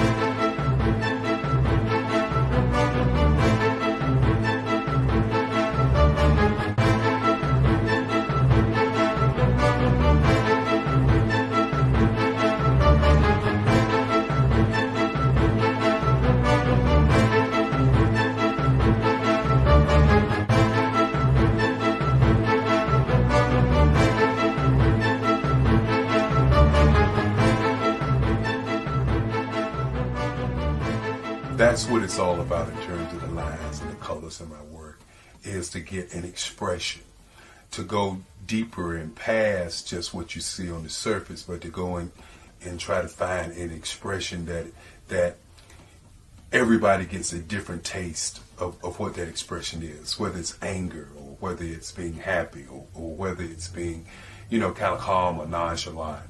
That expression that people take away from the piece is the most important part of what I do as an artist. Bold is the size of my pieces, where I try to do the piece larger than life, to kind of push forward toward you. That's what the boldness is all about. It's not so much about the lines, it's about the size.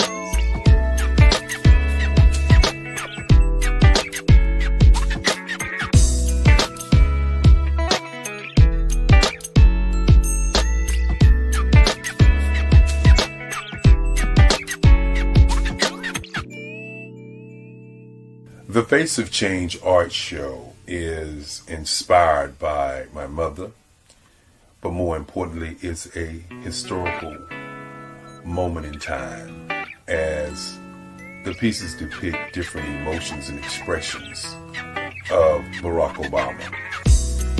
The 44th president is indicative of the 44 pieces of art that I have done in this particular collection. When you begin to think about expressions and portraits, this is a portrait gallery of expressions of what transpired as Barack Obama ran for office. Some of the pictures are abstract and some are expressionistic. And I combined both of those forms of art to create this collection of art pieces.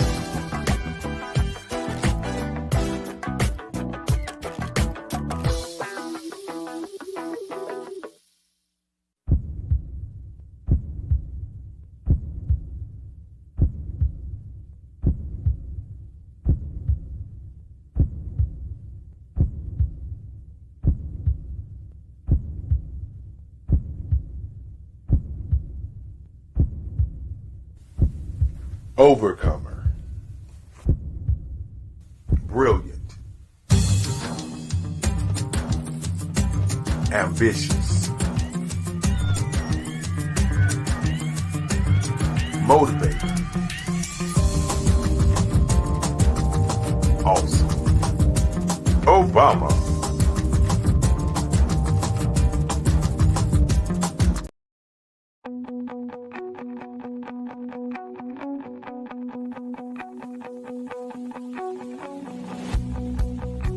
I am Black Business.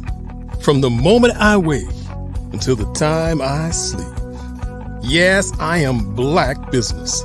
I am Black Business. Tell me, are you Black Business? I am Black Business. Do you support Black businesses? Listen, I support Black business because I am Black Business. Black Business Expo. One of the largest business showcases in the history of Black business in the world. The world! Sign up today at www.blackbusinessexpousa.com or call 919-308-9090. I am Black Business.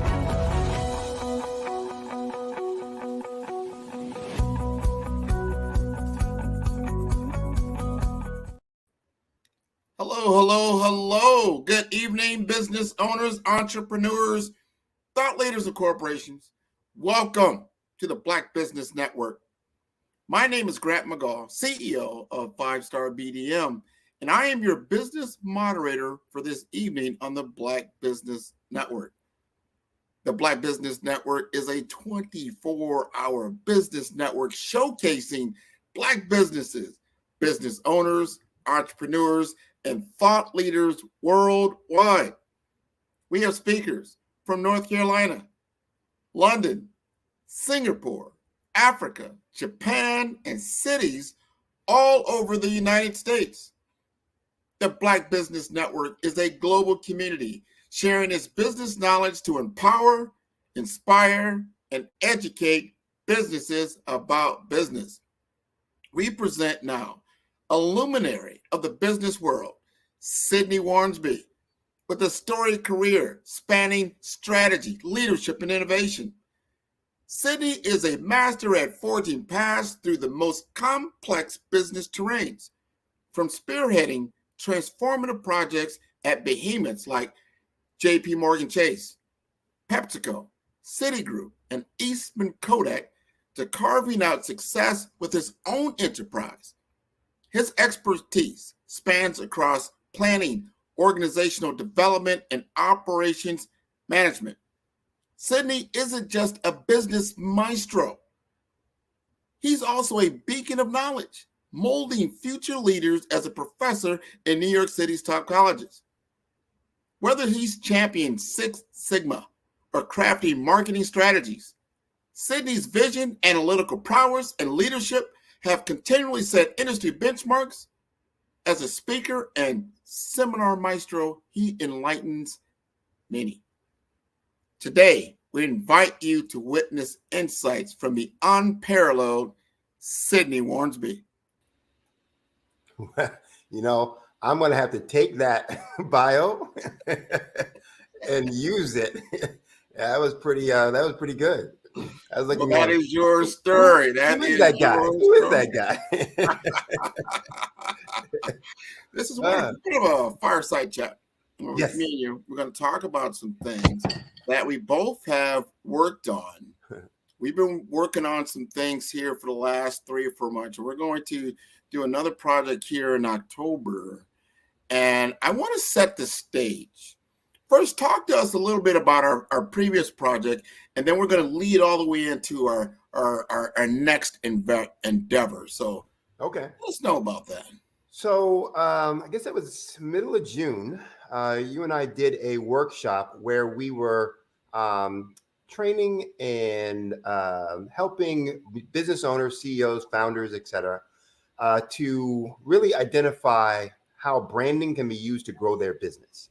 And so we were talking about branding techniques, branding strategies, branding tactics, and then how to use those to craft what I call your market dominating position statement, and then how to use that in all of the categories or areas that lead to growing your business and growth for your business, lead generation, compelling offers, et cetera, et cetera.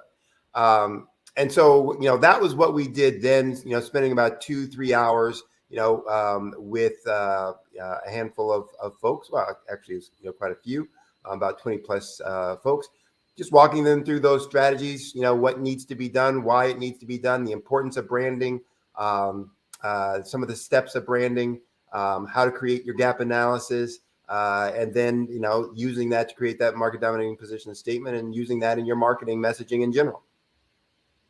Well, we did that, and we did that one as it was a free workshop. We wanted people to understand and give them a piece of our knowledge and wisdom. Mm-hmm. As I just stated, you have a storied career in corporate America, as well as entrepreneurial. I have the same, and we've got thousands, literally thousands and thousands of hours of experience that we want to now give back and to give to others so they can chart a journey that's going to be quicker, faster, better. I call that speed to market.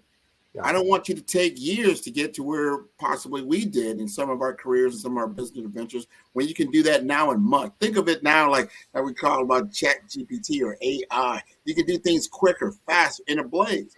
but you've got to have the right direction. You got to have the right prompts, as Right. the kids are telling us.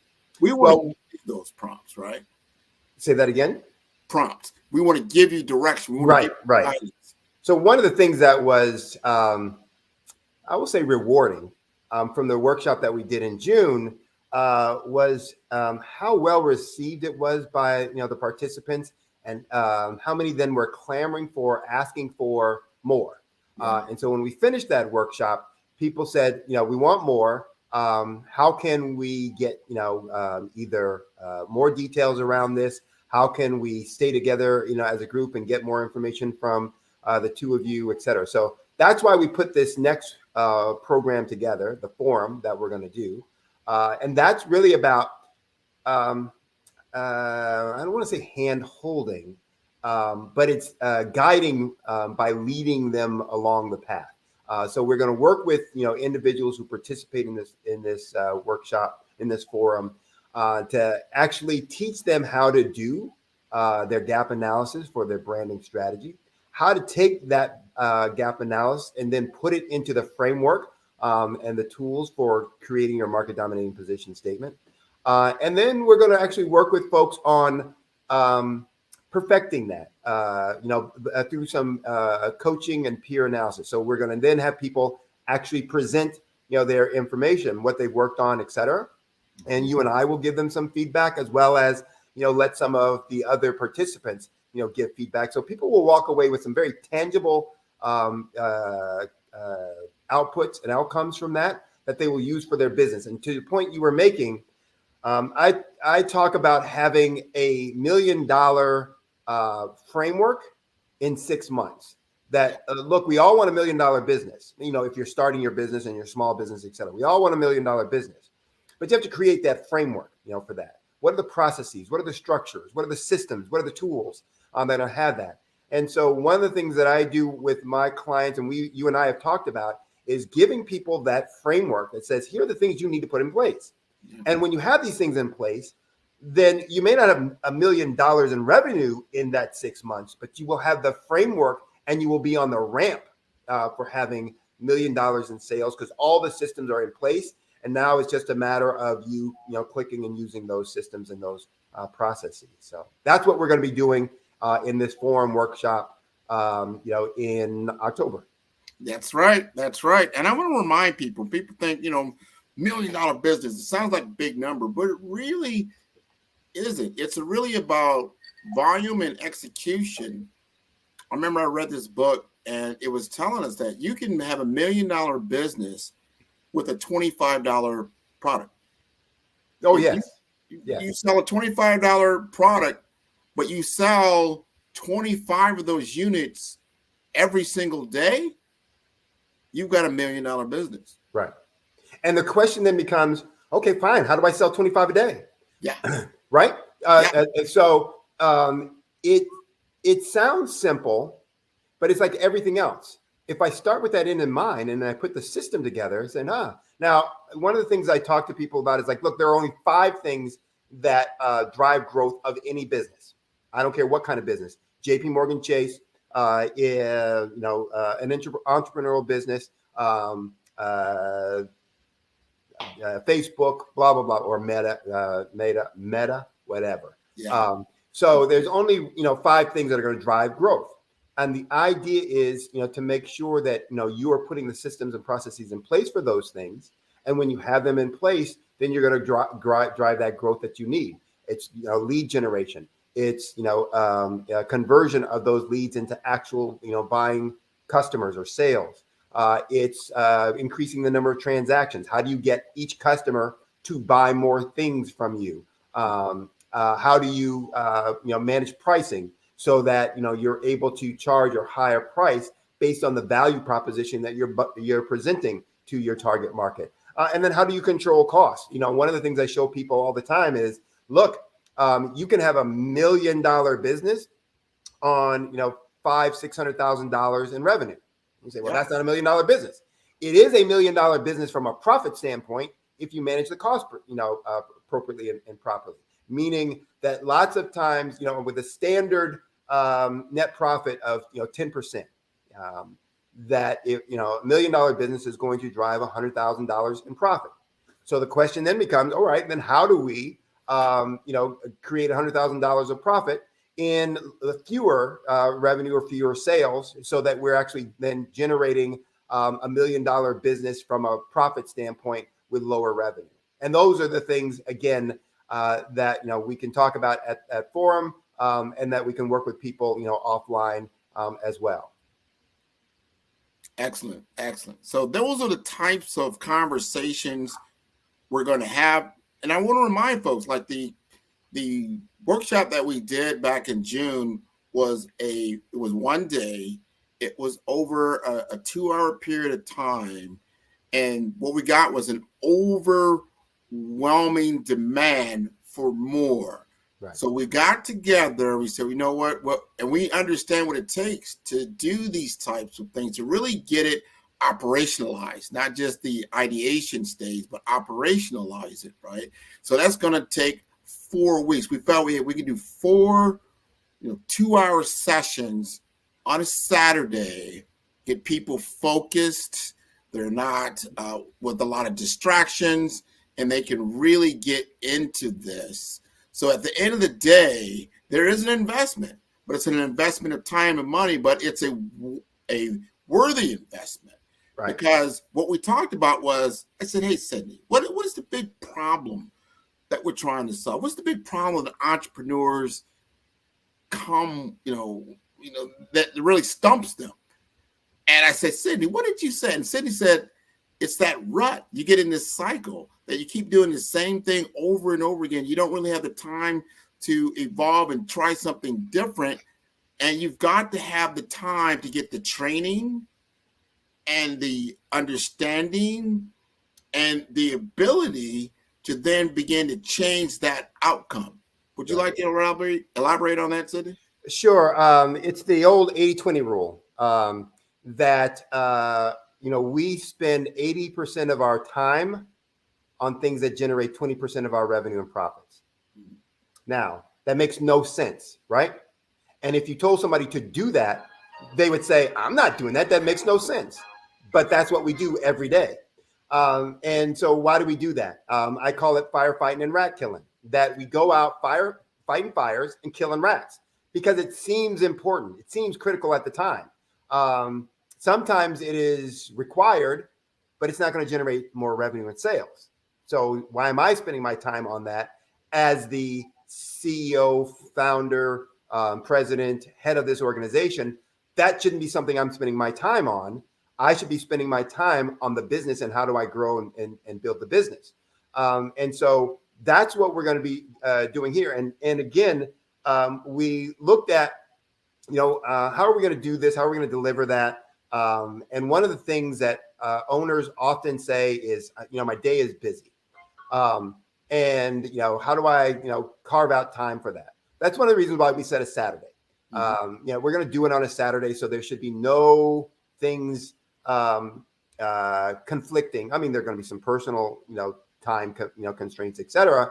But we said we're going to reduce the number of constraints, obstacles by doing it on a Saturday morning.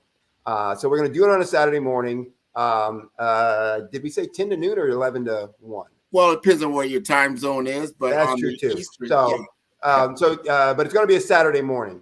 But what we also then said is we need to make sure that it's hands-on and they're going to do the work to get the deliverable so that they can put that into their business. And then it's about, are you doing those things or using that information each and every day in all the systems? We'll talk a little bit about what are those things that I just alluded to that are going to drive your business, and look at how you being, the CEO, president, et cetera, are spending your time to be able to, put these things into effect and to then move your business forward, both on the revenue perspective and on the profit perspective. Yeah. And this is, again, it's 4 weeks. So we're not going to solve everything in the business. We're going to target only those things that are relative to basically it's lead generation, so it's the branding message and branding strategy. It's the, market dominating position statement and the marketing messaging and then how do you use that messaging to generate more leads, etc. We won't be able to get in 4 weeks to some of the other things relative to the business, but that gives you a great foundation for being able to go out and start and attracting more clients. And when you said before, hey, it's only 25 sales per day. Okay, I got to find, if I'm great, then everyone I contact is going to be a sale. Well, that doesn't usually happen, right? So I'm going to usually have to generate more leads. And the other thing I talk about is everybody's not a now buyer. So no matter, even if they're going to buy your stuff later on, they ain't going to buy it today. And so you need to be messaging and communicating to a lot more folks and getting them committed to you as a brand and feeling that you are trustworthy, as a subject matter expert and for their needs and their pain points that says, look, here are my pain points. Here's the problem that I have that I don't want, or the benefit that I want that I don't have. And Grant and Sydney understand that and are giving me information to be able to assist, in my eliminating those pain points. Well, as a business, you need to be doing that, for all of your target market as well, whatever your business is. And we'll talk about how do you use that messaging, that branding strategy, et cetera, to really connect with those folks who are your target market, so they start feeling that you have their best interests at heart, that you understand their needs, and that you're providing them information, services, research, and products and services that are helping to eliminate their pain points. All of that is so important. I want our entrepreneurs on the station to truly tune in. This is an opportunity for you to transform. This is a transformative forum for you, and you'll be working alongside others. This is a classroom style setting. In that first week, we're going to be talking about skills gap analysis. That's so important because you have to take a look at where your current state is, where are you currently at, and how does that compare to your competition? What does that competitive analysis look like? What is your peer group? What is the business that's 1 or 2 rungs above you? What are they doing that you're not doing? And what is that business that's 4 or 5 steps above you? And what are they doing? This begins to give you a track and a blueprint that you need to acquire. So that's what we're talking about. What do we need? What do you need to acquire in order for you to be able to have the revenue generation that you need to operate at these other levels? That gives you the playbook. Then so when you go back to work, let's say, and in another, in that next month, and you're ready, you know what to do. There's no question mark anymore. You know what the process you need to put in place. You know what the measurements. That's a lot of times when I'm talking to people, like, all right, how are you measuring your performance? And they're like, I'm not sure. You have to have the right metrics. Right. Would you agree with that, Sydney? Absolutely. Absolutely. And there was something that was implied but not stated in what you said that I think is a very, very important too. That when you talked about that gap analysis and what you're going to get out of that gap analysis, it's all those things that you talked about. But based on that, you also get a clear picture of who you are as a leader, as an organization, what your strengths are, obviously what your weaknesses are, and how do you use those strengths though to be able to eliminate those pain points that your client has. You wouldn't be surprised, but many people would be surprised and amazed how few folks really do that analysis and assessment and understand what their strengths are and understand what those strengths are relative to what their client or customer or target market want. And so they will talk about, platitudes. We have the best people. We have, well-trained folks. We have X number of years of experience. We have this feature on our product or service. I mean, all these things, and a customer goes, so what? I don't care. I got this problem. How are you going to deal with that? Right. And so we're going to, in the forum, really get to that for folks so that they understand here and that they discover what is really unique about you and your business, and how is that valuable to your clients? And that becomes the foundation for your messaging, so that you can attract, the folks that are going to be moved by that value. That's 100%. I'm glad you said that. I see this a lot, and I even talked about it on the program a day or so ago, is that when I see even corporate presentations, even today, they start out telling the story about themselves. They start out talking about, the title of their business, who they are, how many employees they have, some of the clients that they work with, and you're like, you got my attention, but you haven't talked about the number one thing that you got my attention about. Can you solve my problem? Right. You should be talking about this first and foremost, that you understand the problem, you understand the industry problem, and that you get to the point where if they do nothing about that problem, what are the implications about that? What is that going to look like for you? Or if you stay at the status quo, think about people listening to this. You know what? That sounds great, Sydney and Grant. That's wonderful. Let me take a look at that. Maybe I have some time. Understand the implications of not doing anything. If you're very, very happy where you're at and you feel that you're great and you are at the top of your game, maybe you can pass this by. But if you are experiencing limited growth, if you are experiencing a point where you just don't feel like you're getting any type of traction, what are the implications if you continue along that road? Right. What is that going to look like? And remember these statistics that 50% of most small businesses fail within the first 1 to 3 years.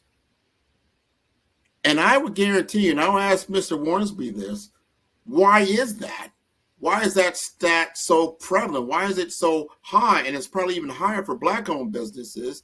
And you'll get down to some very key fundamentals that he talks about. Right. So, and that's a great point. 50% fail in the first year. 95% of all businesses fail. All right. And usually within a 5-year time period. Now, the reason that they fail most often has to do with cash flow, not sales, not profit, cash flow.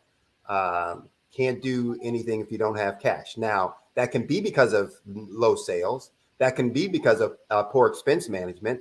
That can be because of just poor accounts receivable processes. But the bottom line is you need to be looking at all of the above, depending on the kind of business you're at, to be able to make that happen.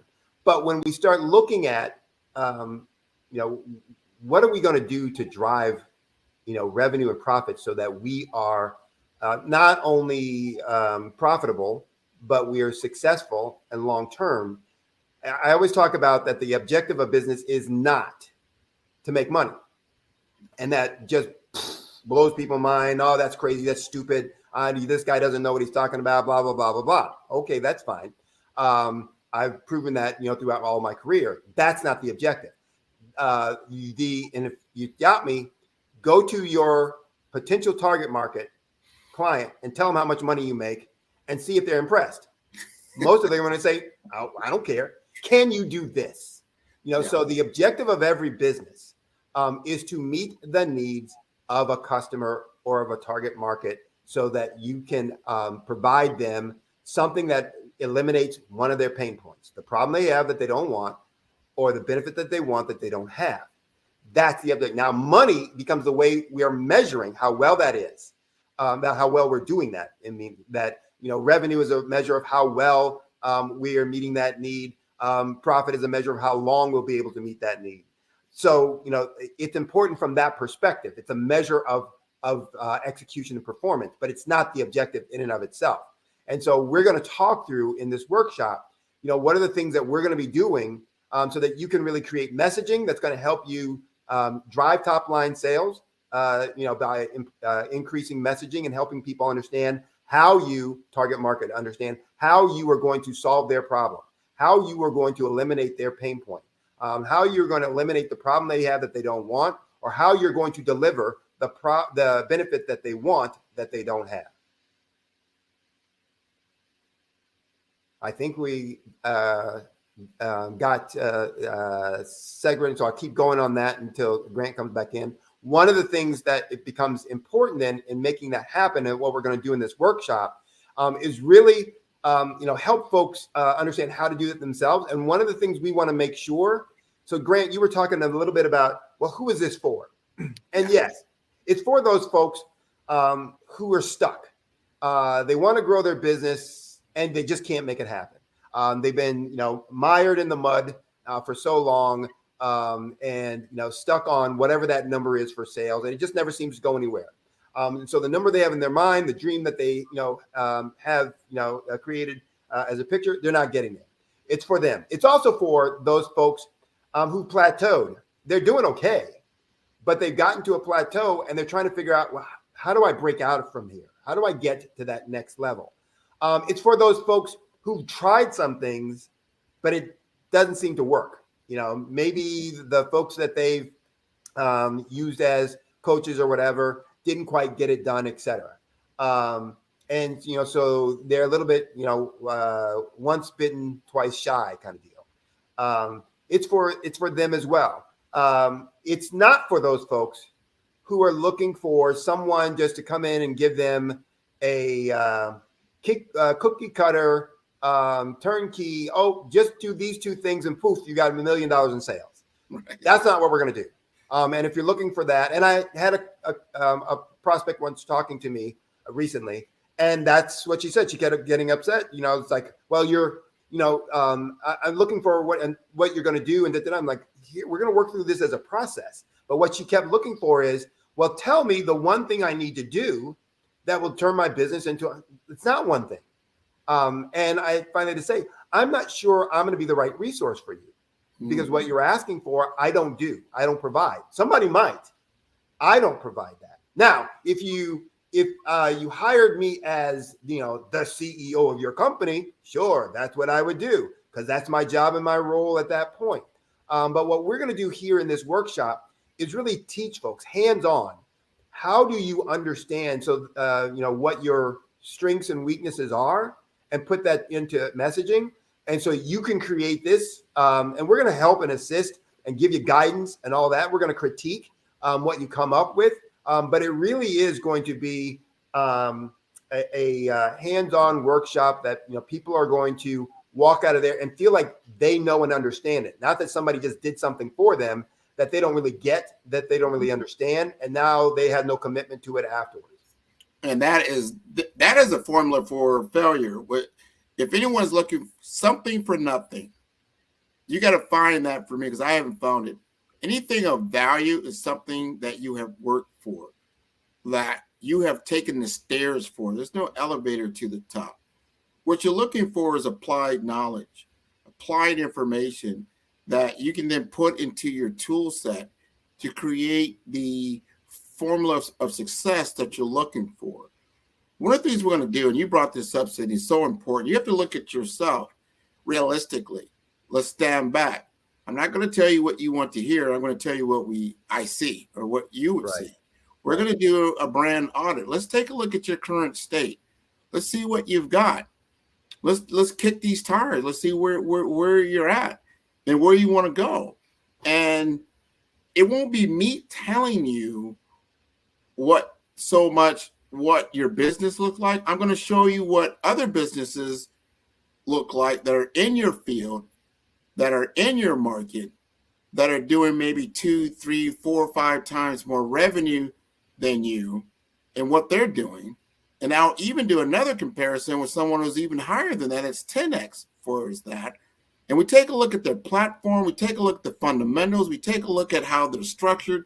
And we look at yourself and see where you're at. And then the light bulbs should start going off. Right? You should start seeing the path forward. Like, oh, yeah, I see what's going on. Are you making the right investments? Right. Where are these investments going to? How are you investing back into yourself and back into your business, back into your employees, back into your contractors, everyone that you're looking at? And are you infusing that workforce with the passion and vision that it takes? And I'll go back to what I even said earlier. How are you measuring this? Exactly. What does your measurement structure look like? How are you measuring the results that you need to gain?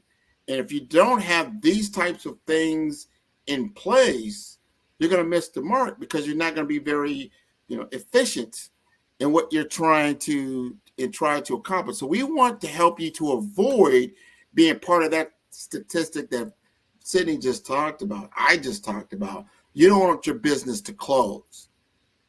You want your business to evolve. Sometimes you start out in a certain level and you're like, all right, I need to evolve the business. And over time, if you look at a lot of businesses really that have been survived for over 5, 10, 15 years, you'll find out that they don't look like what they did when they first started out.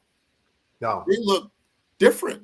They've morphed, they've changed, they have evolved. And that's what your business should be doing. It'll start out at a certain level. You'll be, I call that crawl state, right? You're crawling, you're an infant.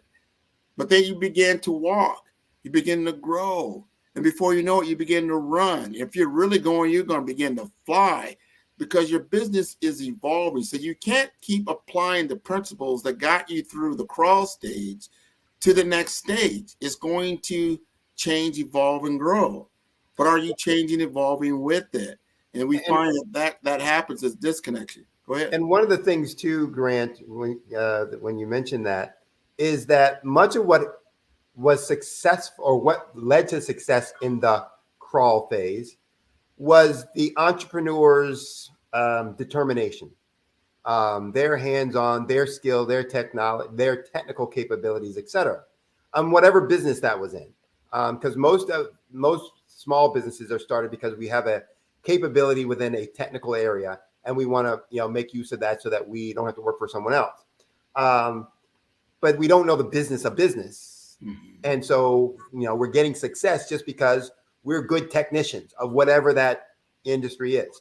Web developers, plumbers, contractors, blah blah blah blah. And so if you're going to be successful long term, you need to have the processes and systems that are going to help you with the business of business. And that's what we're going to be spending that time on, in the workshop under the areas of branding and market dominating position statement, and then the market messaging.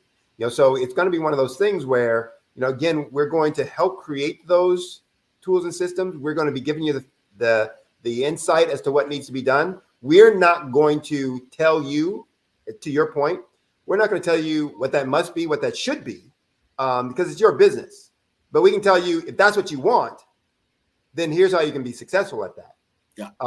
Now, if you don't do those things, then you're not going to be really successful, or it's going to have limited success. There's going to be problems down the road, some way, shape, form, or fashion. And that's where we are going to be. That we're going to say, look, we're going to help you identify what you want that branding message to be based on that gap analysis. We're going to point some things out to you that just says, hey, I don't see this anywhere, in your, market messaging, on your website, in your flyers or ads, in the conversation when you just did your elevator pitch to me before. And I don't see that anywhere. Yeah. But here's what I'm hearing, when we're working with you, when we're talking about it. How do you get that, into your messaging, or you need to get that into your messaging so that you're going to be more impactful when you're dealing with the target market. So real quick, we got a couple more seconds here. How do they sign up for the program? So the best way probably is go on to Eventbrite. It's going to be virtual for those folks, and so you can be anywhere in the world, and you can participate. The forum is going to start Saturday, October 7th, and it's going to be each Saturday in October. So the 7th, the 14th, the 21st, and the 28th. It's going to be in the morning in the Eastern Standard Time Zone, and then accordingly in your time zone. The registration is on Eventbrite, and so you know what? We can't put a link in here. No, but that's okay. You are in the right place at the right time. The Black Business Network opens again for its Black Business Olympics, a 24/7 broadcast on business, strategies, global branding, social media marketing, finance, advertisement, and much, much more. Featuring the top, most